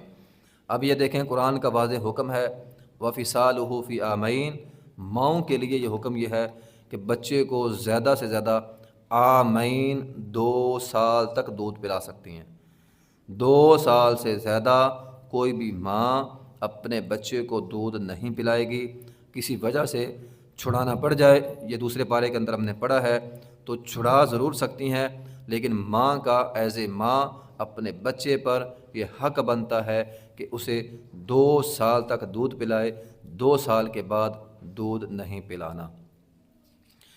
وَإِن جَاهَدَاكَ عَلَىٰ أَن تُشْرِكَ بِي مَا لَيْسَ لَكَ بِهِ عِلْمٌ فَلَا تُطِعْهُمَا وَصَاحِبْهُمَا فِي الدُّنْيَا مَعْرُوفًا وَاتَّبِعْ سَبِيلَ مَنْ أَنَابَ إِلَيَّ ثُمَّ إِلَيَّ مَرْجِعُكُمْ فَأُنَبِّئُكُم بِمَا كُنتُمْ تَعْمَلُونَ۔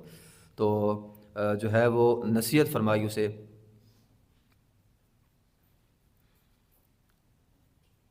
تو اگر والدین تجھے شرک پر مجبور کریں تو فلا تطعہما، پھر ان کی بات نہیں ماننی، وصاحبہما فی الدنیا معروفا، ہاں دنیاوی کام میں ان کی مدد کرنی ہے، تو مشرک والدین کی دنیاوی معاملات میں مدد کرنی ہے۔ ہمارے والدین مشرک نہیں ہیں، یہ دو جگہ پہ ہم نے یہ بات پڑھ لی ہے کہ والدین اگر مشرک ہوں پھر بھی ان کا احترام کرنا ہے۔ ہمارے والدین تو مشرک نہیں ہیں نا، مسلمان ہیں نا سارے، تو پھر بھی ہم اس کا احترام نہیں کرتے۔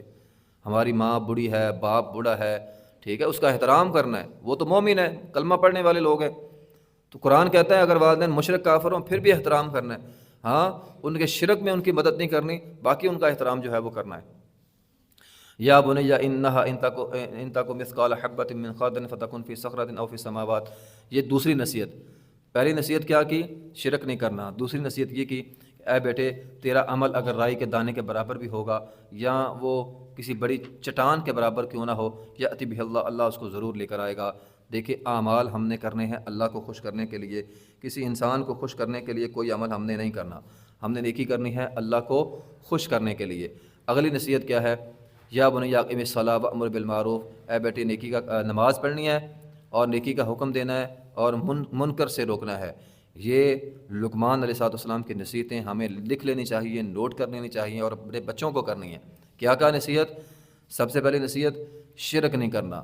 نمبر 2، اے بچے چھوٹی چھوٹی نیکی بھی کرے گا نا اللہ اسے دیکھ رہا ہے، تیری نیکی اللہ ضائع نہیں کرے گا۔ بچوں کو چھوٹی چھوٹی نیکیاں کریں، بچے چھوٹے چھوٹے، یہ نصیحت کریں بچوں کو کہ وہ چھوٹی چھوٹی نیکیاں، بڑے بھی کریں گے چھوٹی چھوٹی نیکیاں۔ اسکول میں جاتے ہیں، کسی اگر بچے کے پاس کوئی چیز نہیں ہے، پینسل نہیں ہے، ربڑ نہیں ہے، شارپنر نہیں ہے، وہ دے دیں اسے، اپنی پینسل تراش کر لے، یہ ربڑ لے لے، یہ چھوٹی چھوٹی نیکیاں ہوتی ہیں، بچوں کو جو ہے وہ نیکی کی ترغیب جو ہے وہ حاصل ہوتی ہے۔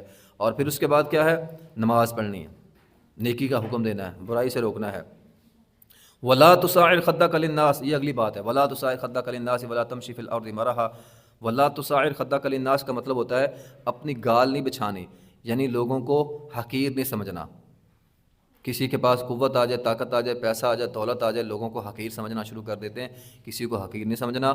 وَلَا تَمْشِ فِي الْأَرْضِ مَرَحًا، زمین کے اوپر اکڑ کے نہیں چلنا، تکبر نہیں کرنا۔ حقارت کی نظر سے بعض لوگوں کو ہوتے ہیں، ہر وقت لوگوں کو حقیر سمجھ، میں بڑی شے ہوں تو فلاں کچھ بھی نہیں، اور زمین پہ اکڑ کے چلتے ہیں۔ اللہ تعالیٰ ان اللہ لا یحب کل مختال فخور، اللہ تعالیٰ اس کو اکڑ کو پسند نہیں کرتا۔ وَقْصِدْ فِی مَشْیِکَ وَاغْضُضْ مِن صَوْتِکَ إِنَّ أَنکَرَ الْأَصْوَاتِ لَصَوْتُ الْحَمِیر، اپنی آواز کو پست رکھیں۔ دیکھیں اونچا بولنے سے کچھ سچا نہیں ہو جاتا، ہمارے معاشرے کا یہ عجیب مسئلہ ہے، ہم یہ سمجھتے ہیں جس کی آواز اونچی ہے وہ سچا ہے، اونچا بولنے سے کوئی بھی سچا نہیں ہوتا، ٹھیک ہے، اونچی آواز تو گدھے کی ہے۔ یہ دیکھو قرآن کہہ رہا ہے ان انکر الصوات لصوت الحمیر، اونچی آواز گدھے کی آواز ہوتی ہے، تو کیا گدھے کی آواز سچی ہوتی ہے؟ نہیں ہوتی، گدھا دھونس جماتا ہے، آواز اونچی کرتا ہے، تو آواز اونچی سے بندہ عقل مند نہیں بنتا، بلکہ جو ہے وہ بندہ گدھا تصور ہوتا ہے۔ تو تو اونچا نہیں بولنا چاہیے، آواز کے اندر جو ہے وہ پستی ہو، نرم ہو، لہجہ نرم ہو، نرم لہجے سے جو ہے وہ گفتگو ہمیں جو ہے وہ کرنی چاہیے۔ آگے اللہ تعالیٰ نے آیت نمبر 27 کے اندر فرمایا وَلَوْ أَنَّمَا فِي الْأَرْضِ مِنْ شَجَرَةٍ أَقْلَامٌ وَالْبَحْرُ يَمُدُّهُ مِنْ بَعْدِهِ سَبْعَةُ أَبْحُرٍ مَا نَفِدَتْ كَلِمَاتُ اللَّهِ۔ اللہ تعالیٰ کے کلمات اتنے ہیں کہ سمندر سیاہیاں بن جائیں اور درخت جو ہے وہ کلمے بن جائیں، لکھنے والے لکھنا شروع کر دیں تو اللہ تعالیٰ کے کلمات جو ہے وہ ختم نہیں ہو سکتے، ٹھیک ہے۔ اور اس صورت کی آخری آیت کے اندر اللہ تعالیٰ فرماتے ہیں ان اللہ عندہ علم الساعہ وینزل الغیث، اللہ جانتا ہے قیامت کب آئے گی، اللہ جانتا ہے بارش کب آئے گی، اللہ جانتا ہے ماں کے پیٹ کے اندر کیا ہے، الٹرا ساؤنڈ سے پتہ تو چل جاتا ہے یہ بچی ہے یا بچہ ہے، لیکن آگے وہ خوش بخت ہے، وہ بد بخت ہے، کتنا کھائے گا، کیا کرے گا، کتنا عرصہ زمین کے اندر رہے گا، کسی کو نہیں پتہ۔ وما تدری نفس ماذا تکسب غدا، میرے اور آپ کے ساتھ کل کیا ہوگا کوئی نہیں جانتا۔ نبی علیہ السلام کی حدیث ہے، حضرت عائشہ رضی اللہ فرماتی ہیں جو بندہ یہ کہتا ہے نبی علیہ السلام کل کی خبریں جانتے ہیں وہ جھوٹ ہے۔ جب محمد رسول اللہ صلی اللہ علیہ وسلم کل کی خبریں نہیں جانتے، میں اور آپ یا دنیا کو کوئی بھی ولی کل کی خبریں نہیں جانتا۔ وما تدری نفس بأی ارض تموت، کسی کو نہیں پتہ ہم نے کس جگہ پہ جو ہے وہ فوت ہونا ہے۔ آگے یہ سورہ سجدہ ہے، یہ بھی مکی صورت ہے اور اس صورت کے اندر بھی اللہ تعالیٰ نے جو ہے وہ اپنی قدرت کی نشانیاں بیان کی ہیں۔ آیت نمبر 7 کے اندر ہے الذی احسن کل شیء خلقہ وبدأ خلق الانسان من طین، اللہ تعالیٰ نے انسان کو بڑا اچھا پیدا کیا ہے اور اللہ تعالیٰ نے انسان کو جو ہے وہ مٹی سے پیدا کیا ہے۔ ثم جعل نسلہ من سلالۃ من ماء مہین، پھر مٹی کا جو سلالہ ہوتا ہے نا، جو پک جاتی ہے پھر گارا ہوتا ہے، اس کے ساتھ اللہ تعالیٰ نے انسان کو جو ہے پیدا کیا ہے، اس کے اندر انسان کے اندر اللہ تعالیٰ نے اپنی جو ہے وہ روح پھونک دی ہے۔ پھر آگے اللہ تعالیٰ نے آیت نمبر 16 کے اندر بیان کیا ہے تتجافى جنوبهم عن المضاجع يدعون خوفا وطمعا يدعون ربهم خوفا وطمعا۔ مومن کون ہوتا ہے؟ مومن وہ ہوتا ہے جس کا جسم، جس کا وجود رات کے پچھلے پہر اس کے بستر سے الگ ہو جائے، وہ مومن ہے۔ اب آپ نے نوٹ کرنا ہے میں مومن ہوں یا نہیں ہوں۔ اگر تو رات کے پچھلے پہر اٹھ کر آپ اللہ کے سامنے کھڑے ہوتے ہیں، آپ کا ایمان کامل ہے۔ اگر رات کو پچھلے پہر اٹھ کر آپ کے جسم آپ کے بستر سے الگ نہیں ہوتے تو سمجھ لیں آپ کے ایمان کی کمی ہے، ایمان کے آپ سست ہیں۔ تو یہ اللہ تعالیٰ نے نشانی بیان کر دی تتجافى جنوبهم عن المضاجع، وہ لوگ اٹھتے ہیں اپنے بستروں سے الگ ہوتے ہیں، يدعون ربهم خوفا وطمعا، اپنے رب کو جو ہے وہ پکارتے ہیں۔ تو مومن کی یہ نشانی ہے، مومن کو اللہ کو پکارنا چاہیے اور رات کو اٹھ کر۔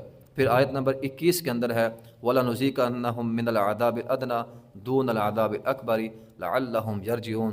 دنیا کے عذاب تو ہلکے ہیں، اصل عذاب تو آخرت کا عذاب ہے۔ دنیا میں پریشانیاں آ جائیں، مصیبتیں آ جائیں، دکھ پہنچ جائیں، کوئی بات نہیں، گھبرانا نہیں ہے، ایمان پر ڈٹے رہنا ہے، ایمان پر قائم رہنا ہے، اپنے ایمان کو مضبوط رکھنا ہے۔ دنیا کی پریشانیاں عارضی ہیں۔ نبی علیہ السلام نے فرمایا دنیا میں وہ انسان ساری زندگی جس نے سختیوں میں، پریشانیوں میں، دکھوں میں گزاری ہوگی، جنت کا ایک چکر لگے گا، دنیا کے سارے غم اسے بھول جائیں گے۔ اور وہ شخص دنیا میں جس نے عیش و عشرت کے ساتھ زندگی بسر کی ہے، جہنم کا ایک چکر لگے گا، دنیا کی ساری عیش جو ہے وہ بھول جائے گا۔ تو یہ ہے سورہ جو ہے وہ سجدہ ہے۔